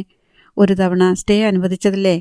12 തവണകളായിട്ട് 1 വർഷം കൊണ്ട് അടച്ചു തീർക്കാൻ ഇളവും തന്നതല്ലേ? ഇനി കോടതിയിൽ നിന്ന് നമുക്ക് അനുകൂലമായിട്ട് ഒരു തീരുമാനവും കിട്ടത്തില്ല. കാരണം എന്താന്ന് വെച്ചാൽ തവണ തെറ്റിച്ചത് നമ്മളാ. ഇപ്പം ബാങ്കുകാർക്ക് അനുകൂലമായിട്ടാ നിയമങ്ങളൊക്കെ. എന്തു ചെയ്യും ബേബിച്ചായ? വീടൊഴിഞ്ഞു കൊടുക്കാതെ ഒരു നിവൃത്തിയുമില്ല. ഇനി പ്രതീക്ഷിക്കാൻ ഒന്നുമില്ല. ബേബിച്ചായൻ വരാന്തയിലിരുന്ന് വെള്ളം നിറഞ്ഞു കിടക്കുന്ന പാടശേഖരങ്ങളെ നോക്കി. മുൻപിൽ പകലാണെങ്കിലും ഇരുട്ടുമായി അതിന് വ്യത്യാസമില്ലെന്ന് അയാൾക്ക് തോന്നി. വെളിച്ചം കൊണ്ടോ കാഴ്ച കൊണ്ടോ ഒരു കാര്യവുമില്ല. മോൻ്റെ ഓപ്പറേഷൻ്റെ കാര്യം എങ്ങനാ? ചിന്നമ്മ ചോദിച്ചു. ബേബിച്ചായൻ കൈമലർത്തിക്കാട്ടി. അയാൾക്കറിയില്ല. നാട്ടുകാരെല്ലാം കൂടി പിരിച്ചെടുത്തു കൊടുത്ത 47,000 രൂപ ഇതിനകം തീർന്നു കഴിഞ്ഞിരിക്കുന്നു. ഇനിയും പരിശോധനകളുണ്ട്. 1,00,000 രൂപയെങ്കിലും കയ്യിലില്ലാതെ ഹോസ്പിറ്റലിലേക്ക് പോകാൻ പറ്റില്ല. ഓപ്പറേഷനുമായി ബന്ധപ്പെട്ട ചെലവുകളെല്ലാം കാരുണ്യ ചികിത്സാ സഹായ നിധിയെ ആശ്രയിച്ചാണ്. പക്ഷേ ഓപ്പറേഷനു മുൻപുള്ള ചെലവുകൾ തന്നെത്താൻ വഹിച്ചേ പറ്റൂ. പല ജീവകാരുണ്യ സംഘടനകളെയും ഇതിനകം ബേബിച്ചായൻ സമീപിച്ച് സഹായം അഭ്യർത്ഥിക്കുകയും അവരുടെ സഹായങ്ങൾ സ്വീകരിക്കുകയും ചെയ്തു കഴിഞ്ഞിരിക്കുന്നു. ഇനിയും പരിശോധനകൾക്കായി 70,000 രൂപയെങ്കിലും വേണം. അതുകൂടാതെ വൃക്കദാതാവിന് 3,00,000 രൂപ കൊടുക്കണം. ബേബിച്ചായൻ്റെ സഹോദരിയുടെ മകൻ്റെ വൃക്കയാണ് പരിശോധനകളിൽ ഏറ്റവും അനുയോജ്യമായി കണ്ടത്. മനസ്സില്ല മനസ്സോടെയാണെങ്കിലും വൃക്ക നൽകാമെന്ന് സഹോദരിയും മകനും സമ്മതിച്ചു. കൗൺസിലിങ്ങുകളിൽ കൂടി അവരുടെ അർദ്ധസമ്മതം പൂർണ്ണസമ്മതമാക്കി. പക്ഷേ 3,00,000 രൂപയെങ്കിലും ബേബിച്ചായൻ കൊടുക്കണം. കാരണം അതും ഒരു നിർധന കുടുംബമാണ്. സഹോദരിയുടെ മകൻ ജോബിൻ പഠിച്ചുകൊണ്ടിരിക്കുകയാണ്. അവൻ്റെ പഠന ചെലവുകൾക്ക് വേണ്ടി ഉപയോഗിക്കാനുള്ളതാണ് 3,00,000. 15 ദിവസത്തിനുള്ളിൽ വൃക്ക മാറ്റിവെക്കൽ ശസ്ത്രക്രിയ നടത്തണമെന്നായിരുന്നു സജിമോനെ ചികിത്സിക്കുന്ന ഡോക്ടറുടെ അഭിപ്രായം. 15 ദിവസം കഴിയുമ്പോൾ താൻ എവിടെയായിരിക്കുമെന്നും പോലും ഇപ്പോഴറിയില്ല. വീട് വിട്ടിറങ്ങിയാൽ എങ്ങോട്ട് പോകണമെന്ന് ഒരെത്തും പിടിയും കിട്ടുന്നില്ല. വിവാഹപ്രായമെത്തിയ മകളെ കാണുമ്പോൾ ബേബിച്ചായന് ഭാവിയുടെ ആകാശം ഇരുണ്ടു മൂടുന്നതായി തോന്നും. ഒരു കൂട്ട ആത്മഹത്യയെക്കുറിച്ചായി ബേബിച്ചായൻ്റെ ചിന്ത. കുടുംബം ഒന്നടങ്കം ആത്മഹത്യ ചെയ്ത കഥയൊക്കെ ബേബിച്ചായൻ പത്രങ്ങളിൽ വായിച്ചിട്ടുണ്ട്. അന്നൊരിക്കലും കരുതിയിട്ടില്ല തനിക്കും ഇങ്ങനെയൊരു ഗതി വരുമെന്ന്. രാത്രി ബേബിച്ചായനും ഭാര്യയും കൂടി രഹസ്യമായി ആലോചിച്ചു. എങ്ങനെയൊക്കെ മാറി മാറി ചിന്തിച്ചിട്ടും ജീവിച്ചിരിക്കാൻ ഒരു വഴിയും മുന്നിൽ കാണുന്നില്ല. ചിന്നമ്മയ്ക്ക് അത് ബോധ്യമായി. പിള്ളേർ രണ്ടുപേരും സമ്മതിക്കുമെന്നറിയില്ല. ചിന്നമ്മയുടെ തൊണ്ടയിടറി. സജിമോനെ ഞാൻ സമ്മതിപ്പിച്ചോളാം. ട്രീസമോളുടെ കാര്യം നീ ഏറ്റെടുക്കണം. അവൾക്ക് പേടി കാണും മരിക്കാൻ. അങ്ങനെയൊക്കെ പറയുകയും മനസ്സ് സന്നദ്ധമാവുകയും മരണത്തിൻ്റെ പേടിയും ഗന്ധവും തണുപ്പും അനുഭവിക്കുകയും ചെയ്യുന്നുണ്ടെങ്കിലും ശരീരം അങ്ങനെ തന്നെ ഇരുന്നു. മരിക്കണമെന്ന് വെച്ചാൽ അതിനുവേണ്ടി വിഷം അന്വേഷിക്കുകയോ റെയിൽപാളം തേടി പോവുകയോ ഒന്നും വേണ്ട. കൺമുന്നിലൂടെയാണ് പൂക്കൈതയാറ് ഒഴുകുന്നത്. പമ്പാ നദി അവിടെ പൂക്കൈതയാറാണ്. അവിടെ നദിക്കരയിൽ പലയിടത്തും കൊച്ചുവള്ളങ്ങൾ കെട്ടിയിട്ടിട്ടുണ്ട്. ഓരോരോ വീട്ടുകാരുടെയാണാവ. ബേബിച്ചായൻ അതെല്ലാം മനക്കണക്ക് കൂട്ടി നോക്കി. മഴയും വെള്ളവും ഒഴുക്കുമുള്ള സമയമാണ്. ഒരു വള്ളം കെട്ടഴിച്ച് ഭാര്യയെയും മക്കളെയും വള്ളത്തിൽ കയറ്റിയിരുത്തി പൂക്കൈതയാറിൻ്റെ നെഞ്ചത്തേക്ക് തുഴഞ്ഞു പോവുക. പുഴയുടെ മധ്യഭാഗത്തെത്തുമ്പോൾ വള്ളം മറിക്കുക. നീന്തലറിയാവുന്നത് തനിക്ക് മാത്രമേയുള്ളൂ. തൻ്റെ കൈ പുറകോട്ട് ചരടിട്ട് കെട്ടിയാൽ മതിയാകും. ബേബിച്ചായൻ ഈ സംഗതി ഭാര്യയോട് പറഞ്ഞു. ചിന്നമ്മയ്ക്കും താല്പര്യക്കുറവൊന്നുമില്ല. ജീവിച്ചിരുന്നാലും ഒരു മേൽഗതിയില്ല ചിന്നമ്മേ. സജിമോൻ്റെ കാര്യം നടത്താൻ പറ്റുമെന്ന് തോന്നുന്നില്ല. അഥവാ നടത്തിയാൽ തന്നെ ജെസിക്ക് 3,00,000 രൂപ എവിടെ നിന്ന് എടുത്തു കൊടുക്കും? വീട് വിൽക്കാമെന്ന് വിചാരിച്ചല്ലേ നമ്മൾ എല്ലാം കണക്ക് കൂട്ടിക്കൊണ്ടുവന്നത്. ചിന്നമ്മ സമ്മതിച്ച് തലയാട്ടി. അവർ അതിനിടയ്ക്ക് കണ്ണീരൊപ്പുകയും മൂക്ക് പിഴിയുകയും ചെയ്തു. നീ ഇങ്ങനെ സങ്കടപ്പെട്ടാൽ എങ്ങനെയാ? കാര്യം നടക്കണ്ടേ? ഈയൊരു രാത്രിയേ ഉള്ളൂ. നാളെ നമുക്ക് വീട്ടിലെന്നോർക്കണം. എന്നാലും മരിക്കാൻ പോണല്ലോ എന്ന് വിചാരിക്കുമ്പം സങ്കടം തോന്നാതിരിക്കോ? ധൈര്യം വേണം ചിന്നമ്മേ. ഞാനില്ലേ നിന്റെ കൂടെ. നമ്മുടെ മക്കളില്ലേ? ട്രീസയുടെ കാര്യം നീയൊന്ന് ഓർത്തു നോക്കിക്കേ. അവളുടെ കല്യാണം നടത്തണ്ടായോ? നമുക്ക് അതിനെപ്പറ്റി ആലോചിക്കാൻ പറ്റുമോ? വീടില്ല, പൈസയില്ല, ഒരു തരി സ്വർണം പോലുമില്ല. അവളെ ആര് കെട്ടിക്കൊണ്ടു പോകും? ശരിയാണെന്നേ, സമ്മതിച്ചല്ലോ. ചിന്നമ്മയ്ക്ക് പിന്നെയും കരച്ചിൽ വന്നു. നമുക്കൊരു കാര്യം ചെയ്യാം. ജോണിച്ചായൻ്റെ വള്ളം എടുത്തോണ്ട് പോകാം. പിള്ളേരോട് അക്കരെ തോമാച്ചായൻ്റെ വീട്ടിൽ പോവാണെന്ന് പറഞ്ഞാൽ മതി. രാത്രിയിൽ എന്തിനാ ഇപ്പം ഇത്ര അത്യാവശ്യമായിട്ട് പോയെന്ന് ചോദിച്ചാലോ? തോമാച്ചായൻ്റെ മകൻ ടോണി ബൈക്കേന്ന് വീണെന്നോ കാലൊടിഞ്ഞെന്നോ ഒക്കെ പറയാം. നീ പിള്ളേരെ വിളിക്ക്. അവരോട് വേറൊന്നും പറയണ്ട. അപ്പോഴും ചിന്നമ്മ കണ്ണീര് തുടയ്ക്കുകയും മൂക്ക് പിഴിയുകയും ചെയ്തു. വേറെ എന്തെങ്കിലും വഴിയുണ്ടോ ബേബിച്ചായ? ചിന്നമ്മയ്ക്ക് ഈ ഭൂമി വിട്ടുപോകാൻ മനസ്സ് വരുന്നില്ല. എന്തെല്ലാം ദുഃഖങ്ങളെ അഭിമുഖീകരിക്കേണ്ടി വന്നാലും ശരി, പ്രതീക്ഷിക്കാനുള്ളത് നരകയാതനകൾ മാത്രമാണെങ്കിലും ശരി, ജീവൻ വെടിയാൻ മടി. ബേബിച്ചായൻ തളർന്നിരുന്നു. മാസത്തിൽ 2 തവണയെങ്കിലും സജിമോന് ഡയാലിസിസ് നടത്തിയേ പറ്റൂ. സൗജന്യ നിരക്കിലാണ് അത് ചെയ്യുന്നതെങ്കിലും അതിനുള്ള പണം പോലും കണ്ടെത്താനാവാത്ത അവസ്ഥയാണ്. ബേബിച്ചായൻ പതിയെ എഴുന്നേറ്റ് മുറ്റത്തേക്കിറങ്ങി. എവിടുന്നെങ്കിലും എന്തെങ്കിലും ഒരു സന്ദേശം കിട്ടിയേക്കുമെന്ന പോലെ അയാൾ ആകാശത്തേക്കും വിദൂര പാടശേഖരങ്ങളിലേക്കും നോക്കി. ആകാശം മൂടിക്കെട്ടിക്കിടന്നു. എങ്കിലും നാട്ടുവെളിച്ചത്തിൽ പൂക്കൈതയാറിൻ്റെ ജലപ്പരപ്പ് ഇളങ്ങുന്നത് കാണാം. ഒരു നിമിഷം അയാൾ വിചാരിച്ചു താൻ കൈനകരി നോർത്തിലെ റിസോർട്ടിന് മുന്നിലാണെന്ന്. അടുത്ത നിമിഷം മനുഷ്യവാസമില്ലാത്ത ഏതോ വരണ്ട പീഠഭൂമിയിലാണ് താൻ നിൽക്കുന്നതെന്ന് അയാൾക്ക് തോന്നി. ഈ ലോകത്തെവിടെയായിരുന്നാലും ഒരു വ്യത്യാസവുമില്ല. പർവ്വതത്തിൻ്റെ മുകളിലോ മണലാരണ്യത്തിലോ മഞ്ഞുഭൂമിയിലോ എവിടെയായിരുന്നാലും താൻ ഒറ്റയ്ക്കാണ്. ബേബി വർഗീസ് എന്നു പേരുള്ള ഒരു മനുഷ്യനെ ലോകം എവിടേക്കോ വലിച്ചെറിഞ്ഞിരിക്കുന്നു. ചിന്നമ്മയുടെ വിളി വളരെ അകലെ നിന്നാണെന്ന് തോന്നി. ബേബിച്ചായൻ തിരിഞ്ഞു നോക്കി. ജെട്ടിയിലാണ് നിൽക്കുന്നത്. എങ്ങനെ ഇവിടെത്തി? എത്ര നേരമായി? വീട്ടിലെ വെളിച്ചം വേലിപ്പത്തലുകൾക്കിടയിൽ കൂടി കാണാം. ഏതോ ബോട്ടിൻ്റെ വെളിച്ചം ദൂരത്ത് കാണുന്നുണ്ട്. ഹൗസ് ബോട്ടായിരിക്കാം. ബേബിച്ചായൻ വീട്ടിലേക്ക് തിരികെ നടന്നു. ചിന്നമ്മ മുറ്റത്തിറങ്ങി നിൽപ്പുണ്ടായിരുന്നു. എവിടെ പോയതാ? അവർ വേവലാതിയോടെ ചോദിച്ചു. ബേബിച്ചായന് തന്നെ അറിയില്ല. പേടിച്ചു പോയല്ലോ. എന്തിന്? ഞാൻ ഒറ്റയ്ക്ക് പോകുമെന്ന് വിചാരിച്ചോ? അതുകൊണ്ടെന്താ മെച്ചം? ഇന്നൊരു ദിവസം കൂടെ നോക്കാം. നാളെ എന്തെങ്കിലും മാറ്റമുണ്ടായെങ്കിലോ? നാളെ എന്തു മാറ്റം? ബാങ്കുകാർ വന്ന് വീട്ടിൽ നിന്ന് ഇറക്കി വിടുന്ന നാണക്കേട് കൂടി സഹിക്കണോ? ഇത്രയും സഹിച്ചില്ലേ ബേബിച്ചായ? അതും കൂടി സഹിക്കാം. ബേബിച്ചായൻ ഒന്നും മിണ്ടാതെ കട്ടിലിൽ ചെന്നിരുന്നു. അടുത്ത മുറിയിലിരുന്ന ട്രീസയും സജിമോനും TV കാണുന്നുണ്ട്. ബേബിച്ചായൻ പതിയെ ക്രാസിയിലേക്ക് ചാഞ്ഞു. ഈ കിടപ്പിൽ മരിച്ചു പോയിരുന്നെങ്കിലെന്ന് ഓർത്തുകൊണ്ട് കിടന്നു. ഓർക്കാപ്പുറത്ത് ഹാർട്ട് അറ്റാക്ക് വന്ന് മരിച്ചുപോയ പലരെയും അയാൾ ഓർത്തു. അവരിൽ ഭൂരിപക്ഷം പേരും ദീർഘകാലം ജീവിക്കാൻ ആഗ്രഹിച്ചവരായിരുന്നു. ദൈവം പക്ഷേ പെട്ടെന്ന് അവരുടെ ചീട്ട് കീറി. ദൈവം ഒരു കുത്തു ചീട്ടുമായി ഇരിക്കുന്നത് ബേബിച്ചായൻ കണ്ടു. അരികെ ഗബ്രിയേൽ മാലാഖയുണ്ട്. പത്രോസ് അപ്പസ്തോലനുണ്ട്. ഒടുവിലത്തെ അത്താഴത്തിൽ പങ്കെടുത്ത എല്ലാവരുമുണ്ട്. ദൈവം ചീട്ടുകുത്തി കശക്കി. പത്രോസിനോട് ചീട്ടു വെട്ടിവെക്കാൻ പറഞ്ഞു. അങ്ങനെ ചെയ്തു. ഓലമേഞ്ഞ ഒരു ഷെഡിലെ പിഞ്ഞിക്കീറിയ തഴപ്പായിലിരുന്നാണ് ദൈവം ചീട്ടു നിർത്തുന്നത്. എല്ലാവരുടെയും മുൻപിൽ ഓരോ ചീട്ടുവീതം വിളമ്പി. വീണ്ടും ഓരോന്നുകൂടി. ബേബിച്ചായൻ തനിക്ക് കിട്ടിയ ചീട്ടുകൾ ഒതുക്കത്തിലെടുത്തു നോക്കി. 2 ഏസ്. ഇതുകൊണ്ട് കാര്യമില്ല. അടുത്ത ചീട്ട് നോക്കണം. ദൈവം ഓരോ ചീട്ടുകൂടി വിളമ്പി. ബേബിച്ചായൻ അതെടുത്ത് പാതി പ്രതീക്ഷയോടെ നോക്കി. സ്പേഡ് 9. ഇതിനെ വെല്ലാൻ വേറൊരു കൈയില്ല. ബേബിച്ചായൻ ദൈവത്തെ നോക്കിയതും ദൈവം ബേബിച്ചായനെ നോക്കിയതും ഒന്നിച്ചായിരുന്നു. ദൈവം ഒന്ന് കണ്ണിറുക്കി. അറിഞ്ഞുകൊണ്ട് തന്ന പോലെ എല്ലാവർക്കും കിടലൻ കൈയാണ് കിട്ടിയിരിക്കുന്നത്. ഗബ്രിയേൽ മാലാഖ 1000ൻ്റെ ഒരു കെട്ട് കളത്തിലേക്ക് വെച്ചു. പത്രോസ് അത് 2 കെട്ടാക്കി. ദൈവം അത് 4 ആക്കി. കളത്തിൽ നോട്ടുകെട്ടുകളുടെ കൂമ്പാരം. ഇതെല്ലാം തനിക്കാണ്. തൻ്റെ കയ്യെ വെല്ലാൻ വേറൊരു കൈയില്ല. സജിമോൻ്റെ റീനൽ ട്രാൻസ്പ്ലാന്റ് ഓപ്പറേഷൻ നടത്താം. ട്രീസ മോളുടെ കല്യാണം കെങ്കേമമായി നടത്താം. ബാങ്കിലെ ലോൺ തിരിച്ചടച്ച് ജപ്തി ഒഴിവാക്കി ആധാരം തിരിച്ചെടുക്കാം. എന്നിട്ടും ലക്ഷക്കണക്കിന് രൂപ ബാക്കിയാണ്. നോട്ടുകെട്ടുകളുടെ കൂമ്പാരം ഉയർന്നിട്ട് ചുറ്റുമിരിക്കുന്നവരെ കാണാൻ വയ്യാതായി. ബേബിച്ചായ, ചിന്നമ്മയുടെ വിളിയൊച്ച. അവളെങ്ങനെ ഇവിടെ വന്നു? ദൈവം ചീട്ട് കളിക്കുന്നിടത്ത് ഇവിടെ പുരുഷന്മാർക്ക് മാത്രമേ പ്രവേശനമുള്ളൂ. ബേബിച്ചായ, ഇതെന്നാ ഉറക്കമാ, ഒന്നെണീറ്റേ. ചിന്നമ്മ പിടിച്ചു കുലുക്കുന്നു. പെട്ടെന്ന് ബേബിച്ചായൻ്റെ കയ്യിലിരുന്ന ചീട്ട് മാഞ്ഞുപോയി. നല്ല ഒന്നാന്തരം കൈ. ബേബിച്ചായന് എന്തെന്നില്ലാത്ത ദേഷ്യം വന്നു. അടുത്ത നിമിഷം കളത്തിലുണ്ടായിരുന്ന നോട്ടുകെട്ടുകളുടെ കൂമ്പാരവും അപ്രത്യക്ഷമായി. ബേബിച്ചായ. സങ്കടവും ദേഷ്യവും സഹിക്കവയ്യാതെ ബേബിച്ചായൻ കണ്ണു തുറന്നു. ചിന്നമ്മ മുൻപിൽ നിൽക്കുന്നു. ദൈവം എവിടെ? ഗബ്രിയേൽ, പത്രോസ്. ആരെയാ നോക്കുന്നേ? ബേബിച്ചായ, ഞാനാ. ചിന്നമ്മ ആശ്ചര്യപ്പെട്ടു. ബേബിച്ചായൻ കടുത്ത നൈരാശ്യത്തിലേക്ക് വീണു. സ്വപ്നമായിരുന്നോ? തൻ്റെ എല്ലാ കഷ്ടകാലവും എല്ലാ പ്രശ്നങ്ങളും തീർന്നല്ലോ എന്ന് ആശ്വസിച്ചതാണ്. നീ എന്തിനാ ഇപ്പം എന്നെ വിളിച്ചുണർത്തിയേ?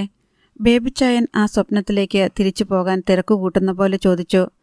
ആരാണ്ട് കാണാൻ വന്നിരിക്കുന്നു. എന്നെ കാണാനോ? ഈ രാത്രിയിലോ? എഴുന്നേറ്റേ. ബേബിച്ചായൻ മനസ്സില്ലാ മനസ്സോടെ എഴുന്നേറ്റു. തല മാന്തിക്കൊണ്ടും കൂട്ടുവായി ഇട്ടുകൊണ്ടും തിണ്ണയിലേക്ക് ഇറങ്ങിച്ചെന്നു. മുറ്റത്ത് ഒരു യുവാവ് നിൽക്കുന്നു. ബൾബിന് വോൾട്ടേജ് തീരെ കുറവായതുകൊണ്ട് ശരിക്ക് കാണാൻ വയ്യ. ആരാ? ബേബിച്ചായൻ ചോദിച്ചു. മുറ്റത്തു നിന്ന യുവാവ് തിണ്ണയിലേക്ക് കയറി. ബേബിച്ചായന് ആദ്യം മനസ്സിലായില്ല. ജീൻസും ടീഷർട്ടും അതിനു മീതെ നീല ജാക്കറ്റുമൊക്കെ ഇട്ട് കറുത്ത കയ്യുറ ധരിച്ച ഒത്ത ഒരു ചെറുപ്പക്കാരൻ. ബേബിച്ചായൻ അയാളെ അടിമുടി നോക്കി. മാലപ്പടക്കത്തിന് തീപിടിച്ചു പടരുന്ന പോലെ ബേബിച്ചായൻ്റെ മനസ്സിൽ ഓർമ്മയുടെ അടുക്കുകൾ പൊട്ടിവിടർന്നു. അധ്യായം 33. ആദ്യം ബേബിച്ചായൻ്റെ മനസ്സിൽ തെളിഞ്ഞ ഓർമ്മ. ആലപ്പുഴ KSRT ബസ് സ്റ്റാൻഡിൻ്റെ ഒരു കോണിൽ എങ്ങോട്ട് പോകണമെന്നറിയാതെ വിഷമിച്ചു നിൽക്കുന്ന ഒരു ബാലൻ്റെ രൂപമായിരുന്നു. വീട് വിട്ട് ഒളിച്ചോടിയ അവൻ്റെ കയ്യിൽ ഒന്നുമില്ല. വിശപ്പടക്കാനും നിവൃത്തിയില്ല. അവനാണ് വളർന്നു വലുതായി മുന്നിൽ നിൽക്കുന്നതെന്ന് കണ്ണുമടച്ചു വിശ്വസിക്കാനും പ്രയാസം. എന്നിട്ടും അടുത്ത കാലത്ത് നടന്ന ചില സംഭവങ്ങളുമായി ബേബിച്ചായൻ തൻ്റെ തിരിച്ചറിവിനെ കൂട്ടിയിണക്കി. ശൗരിക്കുട്ടി എന്നു പേരുള്ള ഒരു യുവാവ് വന്ന് റിസോർട്ട് അടിച്ചു തകർത്തതും പോലീസ് ശൗരിക്കുട്ടിയുടെ അഡ്രസ്സ് അന്വേഷിച്ച് ഇവിടെ വന്നതും. ശൗരിക്കുട്ടിയല്ലേ? ബേബിച്ചായൻ രണ്ടും കൽപ്പിച്ചു ചോദിച്ചു. അതെ. ശൗരിക്കുട്ടി ചിരിച്ചു.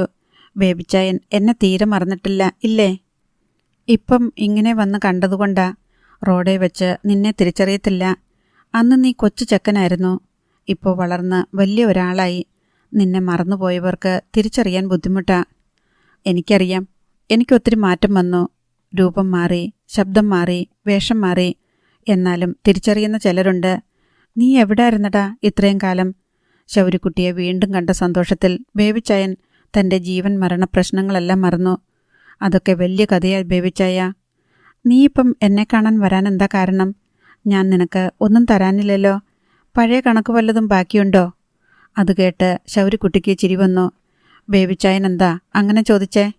അല്ല, നീ ആ പഴയ റിസോർട്ടിൽ ചെന്ന് പഴയ കണക്ക് പറഞ്ഞ് കാശ് ചോദിച്ചെന്നും അവർ തരാഞ്ഞിട്ട് നീയത് തല്ലിപ്പൊളിച്ചെന്നും ഒക്കെ കേട്ടു. അത് ശരിയാ ബേബിച്ചായ. അവിടെ കുറച്ച് കണക്ക് ബാക്കിയുണ്ടായിരുന്നു. കിട്ടാനുള്ളത് എനിക്ക് തിരിച്ചു വേണം. കൊടുക്കാനുള്ളത് കൊടുക്കുകയും വേണം. ബേബിച്ചായൻ എനിക്ക് ഒന്നും തരാനില്ല. തരാനുണ്ടായിരുന്നതെല്ലാം കണക്ക് പറഞ്ഞ് ബോധ്യപ്പെടുത്തി എനിക്ക് തിരിച്ചു തന്നിട്ടുണ്ട്. സമാധാനമായി. അല്ലെങ്കിലും ഇവിടെ ഇനി തല്ലിപ്പൊളിക്കേണ്ട കാര്യമൊന്നുമില്ല. എല്ലാം പൊളിഞ്ഞിരിക്കുക. നീ ഇങ്ങോട്ടിരിക്കുക ശൗരിക്കുട്ടി. ബേബിച്ചായൻ തൻ്റെ പുറകിൽ കിടന്ന കസേര വലിച്ചു നിരക്കി ശൗരിക്കുട്ടിയുടെ മുന്നിലേക്ക് വെച്ചു കൊടുത്തു. ഇരിക്കാനൊന്നും ഇപ്പം നേരമില്ല ബേബിച്ചായ. ഞാനൊന്ന് കണ്ടിട്ട് പോകാമെന്ന് വിചാരിച്ചു വന്നതാ. എന്തായാലും ഇന്ന് നീ വന്നത് നന്നായി. നാളെയാണെങ്കിൽ ചിലപ്പോൾ ഞങ്ങളിവിടെ കാണത്തില്ലായിരുന്നു. ബേബിച്ചായൻ എന്താ വേണ്ടത്? എന്തു വേണമെങ്കിലും ചോദിച്ചോ. നീ എനിക്ക് ഒന്നും തരാനില്ലല്ലോ ശൗരിക്കുട്ടി. ആലപ്പുഴ ബസ് സ്റ്റാൻഡിൽ നിന്ന് 15 കൊല്ലം മുൻപ് എട്ടും പൊട്ടും തിരിയാത്ത എന്നെ ബേബിച്ചായൻ കൂട്ടിക്കൊണ്ടുപോയത് ഞാൻ മറന്നിട്ടില്ല. അതിൻ്റെ ഒരു നന്ദിയും സന്തോഷവും ഇപ്പോഴും എൻ്റെ മനസ്സിൽ കിടപ്പുണ്ട്. എന്താ ബേബിച്ചായന് വേണ്ടത്? ആ നന്ദിയും സന്തോഷവും അങ്ങനെ തന്നെ കിടന്നോട്ടെ. നീ എന്നെ കാണാൻ വന്നല്ലോടാ, അത് മതി. അതിൽ കൂടുതൽ എന്താ ഒരു സന്തോഷം? ബേബിച്ചായൻ തിരിഞ്ഞ് അകത്തേക്ക് നോക്കി ഭാര്യയെയും മക്കളെയും വിളിച്ചു. അവർ വാതിൽക്കലേക്ക് വന്നു. ഈ നിൽക്കുന്നവനുണ്ടല്ലോ, ഇവൻ ആരാന്നറിയാവോ? ഇവനാണ് ശൗരിക്കുട്ടി. നീ ഓർക്കുന്നുണ്ടോ ചിന്നമ്മേ? ഇവനും ഇവൻ്റെ അമ്മയും കൂടി ഇവിടെ വന്നത്. ചിന്നമ്മയ്ക്ക് ഓർമ്മ പോരാ, എങ്കിലും തല കുലുക്കി. ബേബിച്ചായൻ സജിമോനെയും ട്രീസമോളെയും ശൗരിക്കുട്ടിക്ക് പരിചയപ്പെടുത്തി. ഒരുത്തനും കൂടെ ഉണ്ടായിരുന്നടാ. പോയിട്ടിപ്പോൾ 8 വർഷമായി. അവനുണ്ടായിരുന്നെങ്കിൽ ഇപ്പോൾ നിന്റെ പ്രായമാ. ഒരു നിമിഷം ബേബിച്ചായൻ്റെ ഓർമ്മ 8 വർഷം മുൻപ് സംഭവിച്ച ഒരു ദുരന്തത്തിലേക്ക് പാളിപ്പോയി. എങ്ങനെ മരിച്ചു എന്നൊന്നും ചോദിച്ച് ആ അപ്പനെ വേദനിപ്പിക്കാൻ ശൗരിക്കുട്ടി ആഗ്രഹിച്ചില്ല. ഞാൻ കട്ടൻ ചായ എടുക്കട്ടെ? ചിന്നമ്മ ചോദിച്ചു. ഒന്നും വേണ്ട. നീ വല്ലതും കഴിച്ചായിരുന്നോ? ഇവിടെ കഞ്ഞിയുണ്ടെന്ന് തോന്നുന്നു. ഇല്ലേടി ചിന്നമ്മേ? കഞ്ഞിയുണ്ട്, ഉണക്കമീൻ ചമ്മന്തിയും ഉണ്ട്. കഴിക്കുവാവോ? കഴിക്കാൻ മേലാഞ്ഞിട്ടല്ല, ഇപ്പോൾ വേണ്ട. എല്ലാം കണ്ടല്ലോ, ഇനി ഞാനങ്ങ് പോയിക്കൊള്ളാം. ശൗരിക്കുട്ടി പോകാൻ ഒരുങ്ങി. നീ എങ്ങനെ വന്നേ? ബേബിച്ചായൻ ചോദിച്ചു. ഞാനൊരു ബോട്ടിലാ. എന്നാൽ ഞാനും വരാം, ആറ്റിങ്കര വരെ. എല്ലാവരെയും കൈ കാണിച്ചിട്ട് ശൗരിക്കുട്ടി ഇറങ്ങി. കൂടെ ബേബിച്ചായനും പോയി. ശൗരിക്കുട്ടി പെൻടോർച്ച് തെളിച്ച് മുൻപേ നടന്നു. പൂക്കൈതയാറിൻ്റെ ഓളങ്ങൾ, നടപ്പാതയുടെ വിളുമ്പത്തെ ചെറിയ കുറ്റിച്ചെടികളെ ഇക്കിളിയിടുന്ന ശബ്ദം കേൾക്കാം. നേരിയ നിലാവെട്ടം പുഴപ്പരപ്പിൻ്റെ വിസ്തൃതിയെ ഇരട്ടിയായി തോന്നിപ്പിച്ചു. ജെട്ടിയിൽ ഒരു ബോട്ട് കിടപ്പുണ്ടായിരുന്നു. കോൺക്രീറ്റ് വാർത്ത പ്ലാറ്റ്ഫോമിൽ നിന്നുകൊണ്ട് ശൗരിക്കുട്ടി ബേബിച്ചായന് കൈ കൊടുത്തു. പോട്ടെ ബേബിച്ചായ, കാണാം. ബേബിച്ചായൻ തലയാട്ടി. 4 പേർക്കിരിക്കാവുന്ന സ്പീഡ് ബോട്ടിൻ്റെ ഡ്രൈവിംഗ് സീറ്റിലേക്ക് ശൗരിക്കുട്ടി കയറിയിരുന്നു. ബോട്ടിൽ വേറെ ആരുമില്ല. നീ ഒറ്റയ്ക്കാ വന്നത് അല്ലേ? ബേബിച്ചായൻ വിസ്മയത്തോടെ ചോദിച്ചു. ശൗരിക്കുട്ടി മറുപടിയായി ചിരിച്ചു. ബോട്ടിൻ്റെ എഞ്ചിൻ സ്റ്റാർട്ടാക്കി. പോവുകയാണെന്ന് ബേബിച്ചായൻ്റെ നേർക്ക് കൈവീശി ആംഗ്യം കാട്ടി. ബോട്ട് ഒന്ന് തുള്ളിക്കുലുങ്ങി, പിന്നെ മെല്ലെ നീങ്ങി. ഏതാനും വാര പിന്നിട്ട ശേഷം വേഗമെടുത്ത് ശരം വിട്ടതുപോലെ അത് പാഞ്ഞുപോയി. പൂക്കൈതയാറിൻ്റെ ജലപ്പരപ്പിന് മീതെ പാൽപ്പത തൂകിയതുപോലെ ഒരു നീണ്ട പാത രൂപപ്പെട്ടു കിടന്നു. അവൻ എവിടുന്നാണ് വന്നത്? എങ്ങോട്ടാണ് പോയത്? അതൊന്നും ചോദിക്കാൻ ഓർത്തില്ലല്ലോ എന്ന് ബേബിച്ചായൻ കുണ്ഠിതപ്പെട്ടു. എന്നാലും ബേബിച്ചായൻ്റെ മനസ്സിൽ ഒരു സന്തോഷം നിറഞ്ഞു പതിഞ്ഞു കിടന്നു. പൂക്കൈതയാറിൻ്റെ മീതെ അവൻ്റെ സ്പീഡ് ബോട്ട് വരഞ്ഞിട്ട പാൽപ്പത പോലെ. ആ സന്തോഷത്തിലും സംതൃപ്തിയിലും അയാൾ തൻ്റേതായ പ്രതിസന്ധികളെല്ലാം കുറേ സമയത്തേക്ക് മറന്നു.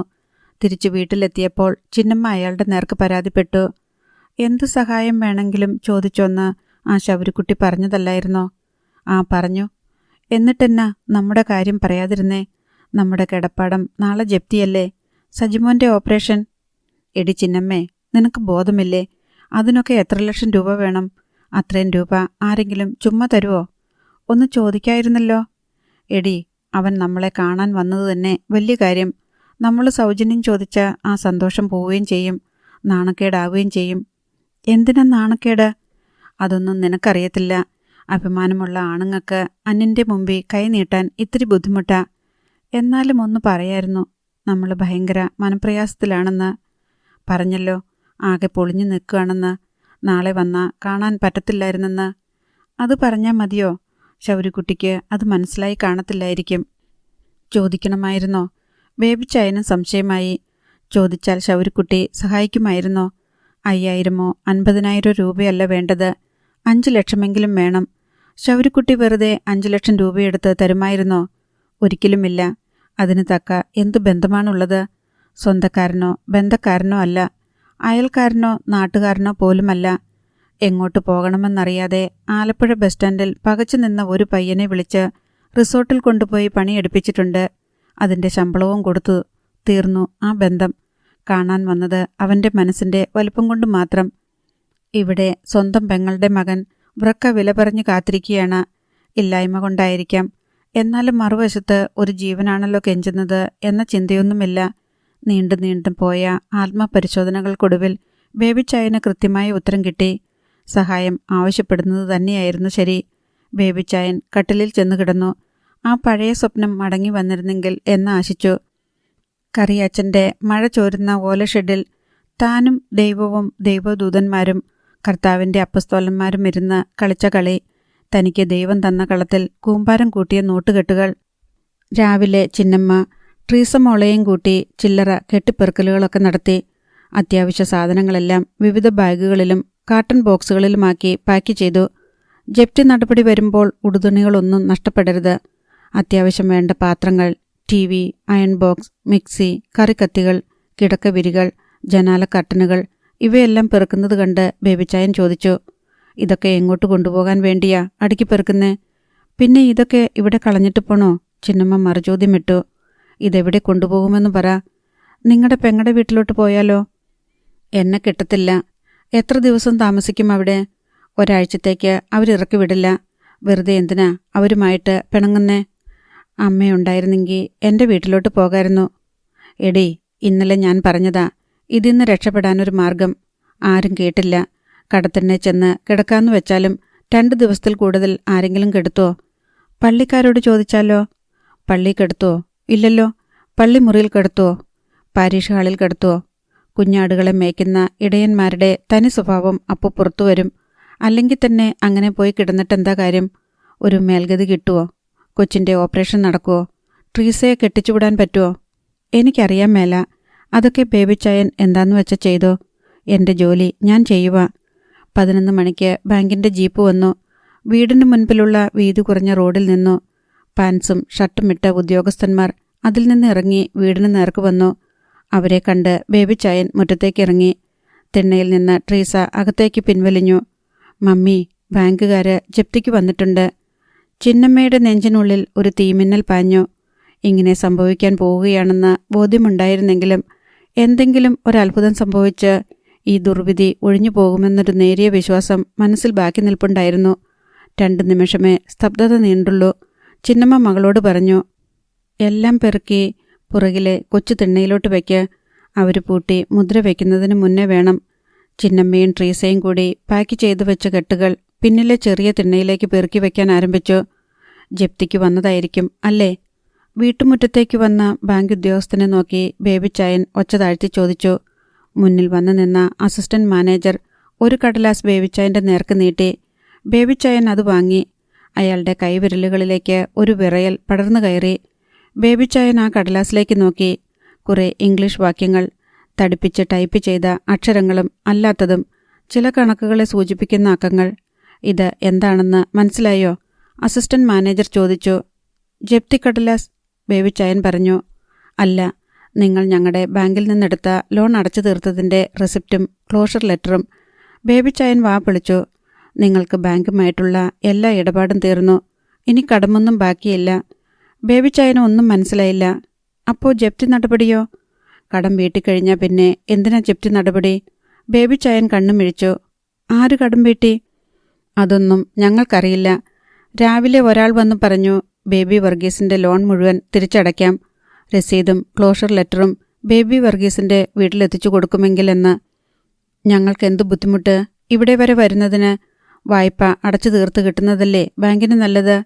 ബേബിച്ചായൻ അത്ഭുതസ്തബ്ധനായി. ഈ റെസിപ്റ്റും ക്ലോഷർ ലെറ്ററും വെച്ച് ബാങ്കിൽ ഒരു അപേക്ഷ കൊടുത്ത ഡോക്യുമെൻ്റ് എല്ലാം തിരിച്ചു കിട്ടും കേട്ടോ. ഇന്ന് തന്നെ കിട്ടില്ല, 1-2 ദിവസം താമസിക്കും. എന്നാലും അപേക്ഷ ഇന്ന് തന്നെ കൊടുത്തേക്ക്.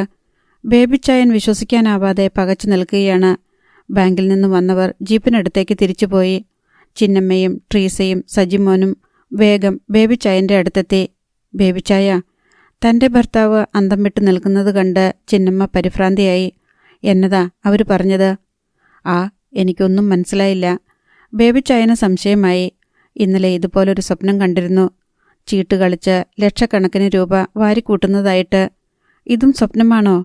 ബേബിച്ചായൻ ഭാര്യയെ നോക്കി, മക്കളെ നോക്കി. അവർക്കും കാര്യം മനസ്സിലായിട്ടില്ല. ജീപ്പ് അടുത്ത വീടിൻ്റെ മുറ്റത്തിട്ട് തിരിക്കുന്നത് കണ്ട് ബേബിച്ചായൻ അങ്ങോട്ട് നോട്ടം മാറ്റി. ജീപ്പ് തിരിച്ചു പോവുകയാണ്. കയ്യിലിരിക്കുന്ന കടലാസുകളിലേക്കായി ഇനി ബേബിച്ചായൻ്റെ നോട്ടം. ശരിയാണ്, കുടിശ്ശികയെല്ലാം അടച്ചു തീർത്തതായി എഴുതി വച്ചിരിക്കുന്നു. ദേ ബേബിച്ചായ, ഒരാള്. ചിന്നമ്മ അയാളെ തോണ്ടി. കയ്യിലെ കടലാസുകളിൽ നിന്ന് കണ്ണുയർത്തി ബേബിച്ചായൻ നോക്കി. റോഡിൽ നിന്ന് ഒരാൾ വീടിന് നേർക്ക് നടന്നു വരുന്നു. പാൻസും ഷർട്ടുമാണ് വേഷം. കയ്യിലൊരു ഹാൻഡ് ബാഗ്. ബേബി വർഗീസ് എന്നയാളിൻ്റെ വീടല്ലേ? വന്ന ആൾ ചോദിച്ചു. അതെ, ഞാനാ ബേബി വർഗീസ്. ചേട്ടൻ്റെ മകന് കിഡ്നി ട്രാൻസ്പ്ലാന്റ് ചെയ്യുന്ന ഒരു ഓപ്പറേഷൻ നടത്താനില്ലേ? അതിശയത്തോടെ ബേബിച്ചായൻ തലയാട്ടി. ആഗതൻ ഹാൻഡ് ബാഗ് തുറന്ന് അതിൽ നിന്ന് ഒരു നോട്ടുകെട്ട് എടുത്ത് നീട്ടി. ഇത് സർജറിക്ക് മുൻപുള്ള ആവശ്യങ്ങൾ നടത്താൻ വേണ്ടി തരുന്നതാ. ഓപ്പറേഷൻ സംബന്ധമായ ചെലവുകളൊക്കെ കാരുണ്യല്ലേ നടത്തുന്നേ. അയാൾ ബാഗിൽ നിന്ന് മറ്റൊരു നോട്ടുകെട്ടുകൂടി എടുത്ത് ബേബിച്ചായന് കൊടുത്തു. ഇത് കിഡ്നി ഡൊണേറ്റ് ചെയ്യുന്ന ആൾക്കുള്ള 3 ലക്ഷം രൂപ. ഇത് സ്വപ്നം തന്നെയാണ്, വിശ്വസിക്കരുത്, ബേബിച്ചായൻ തന്നെത്താൻ ഓർമ്മിപ്പിച്ചു. അയാൾ ചിന്നമ്മയെ നോക്കി. അന്താളിച്ചു നിൽക്കുന്നു ചിന്നമ്മ. ട്രീസയുടെ മിഴികളിലും അത്ഭുതം. സജിമോൻ്റെ പാതി തുറന്ന വായ് അടയ്ക്കാൻ അവൻ മറന്നുപോയി. ഈ ബാഗും കൂടി വെച്ചോ. ബേബിച്ചായൻ്റെ കയ്യിൽ നോട്ടുകെട്ടുകളായതിനാൽ അയാൾ ചിന്നമ്മയുടെ നേർക്ക് ഹാൻഡ് ബാഗ് നീട്ടി. ഒരു പ്രതിമ കൈ നീട്ടിയാൽ എന്ന പോലെ ചിന്നമ്മ കൈ നീട്ടി അത് വാങ്ങി. പോട്ടെ, പണം കൊടുത്തയാൾ യാത്ര പറഞ്ഞു. അടുത്ത നിമിഷം പിന്തിരിഞ്ഞു നടന്നു. ചിന്നമ്മ ഭർത്താവിനെ നോക്കി മിഴിച്ചു നിൽക്കുകയാണ്. ആരാന്നു പോലും ചോദിച്ചില്ല. ചെല്ല്, ചിന്നമ്മ പറഞ്ഞു. കയ്യിലിരുന്ന നോട്ടുകെട്ടുകൾ ട്രീസയെ ഏൽപ്പിച്ചിട്ട് ബേബിച്ചായൻ പുറകെ ചെന്നു. ആരാണെന്ന് പറഞ്ഞില്ലല്ലോ, ബേബിച്ചായൻ ചോദിച്ചു. മറ്റേയാൾ തിരിഞ്ഞു നോക്കി. എൻ്റെ പേര് പറഞ്ഞാലും മനസ്സിലാവത്തില്ല, എന്നാലും പറയാം, ഐവാൻ. ബേബിച്ചായന് ഒരെത്തും പിടിയും കിട്ടിയില്ല. മറ്റേയാൾ ബോട്ട് ലാൻഡിങ്ങിലെത്തി. അവിടെ ഒരു ബോട്ട് കെട്ടിയിട്ടിരുന്നു. ഇന്നലെ രാത്രി ശൗരിക്കുട്ടി വന്ന അതേ സ്പീഡ് ബോട്ട്. ബേബിച്ചായൻ സ്തംഭിച്ചിരുന്നു. ഐവാൻ കോൺക്രീറ്റ് പ്ലാറ്റ്ഫോമിലെ കമ്പിത്തൂണിൽ നിന്ന് കെട്ടഴിച്ച് ബോട്ടിലേക്കിട്ട് അതിലേക്ക് ചാടിക്കയറി. 2 നിമിഷത്തിനുള്ളിൽ ബോട്ടിൻ്റെ എഞ്ചിൻ ഇരമ്പി. ബോട്ടിൻ്റെ ഡ്രൈവിംഗ് സീറ്റിലിരുന്ന് ഐവാൻ ബേബിച്ചായൻ്റെ നേർക്ക് കൈവീശിക്കാട്ടി. അടുത്ത നിമിഷം ബോട്ട് കുതിച്ചു പാഞ്ഞു. ഇന്നലെ ശൗരിക്കുട്ടി ഓടിച്ചു പോയപ്പോഴത്തെ പോലെ പാൽ നിറമുള്ള ഒരു പാത പൂക്കൈതയാറിൻ്റെ ജലപ്പരപ്പിൽ തെളിഞ്ഞു. ബേബിച്ചായൻ്റെ കണ്ണ് നിറഞ്ഞിട്ട് ആ കാഴ്ച കാണാൻ വയ്യാതായി. അയാളുടെ അകക്കണ്ണിൽ ഒരിക്കൽ കൂടി ആലപ്പുഴ ട്രാൻസ്പോർട്ട് ബസ് സ്റ്റാൻഡിൽ തനിച്ചിരിക്കുന്ന അനാഥ ബാലൻ്റെ ചിത്രം തെളിഞ്ഞു. അടുത്ത ഭാഗം നാളെ.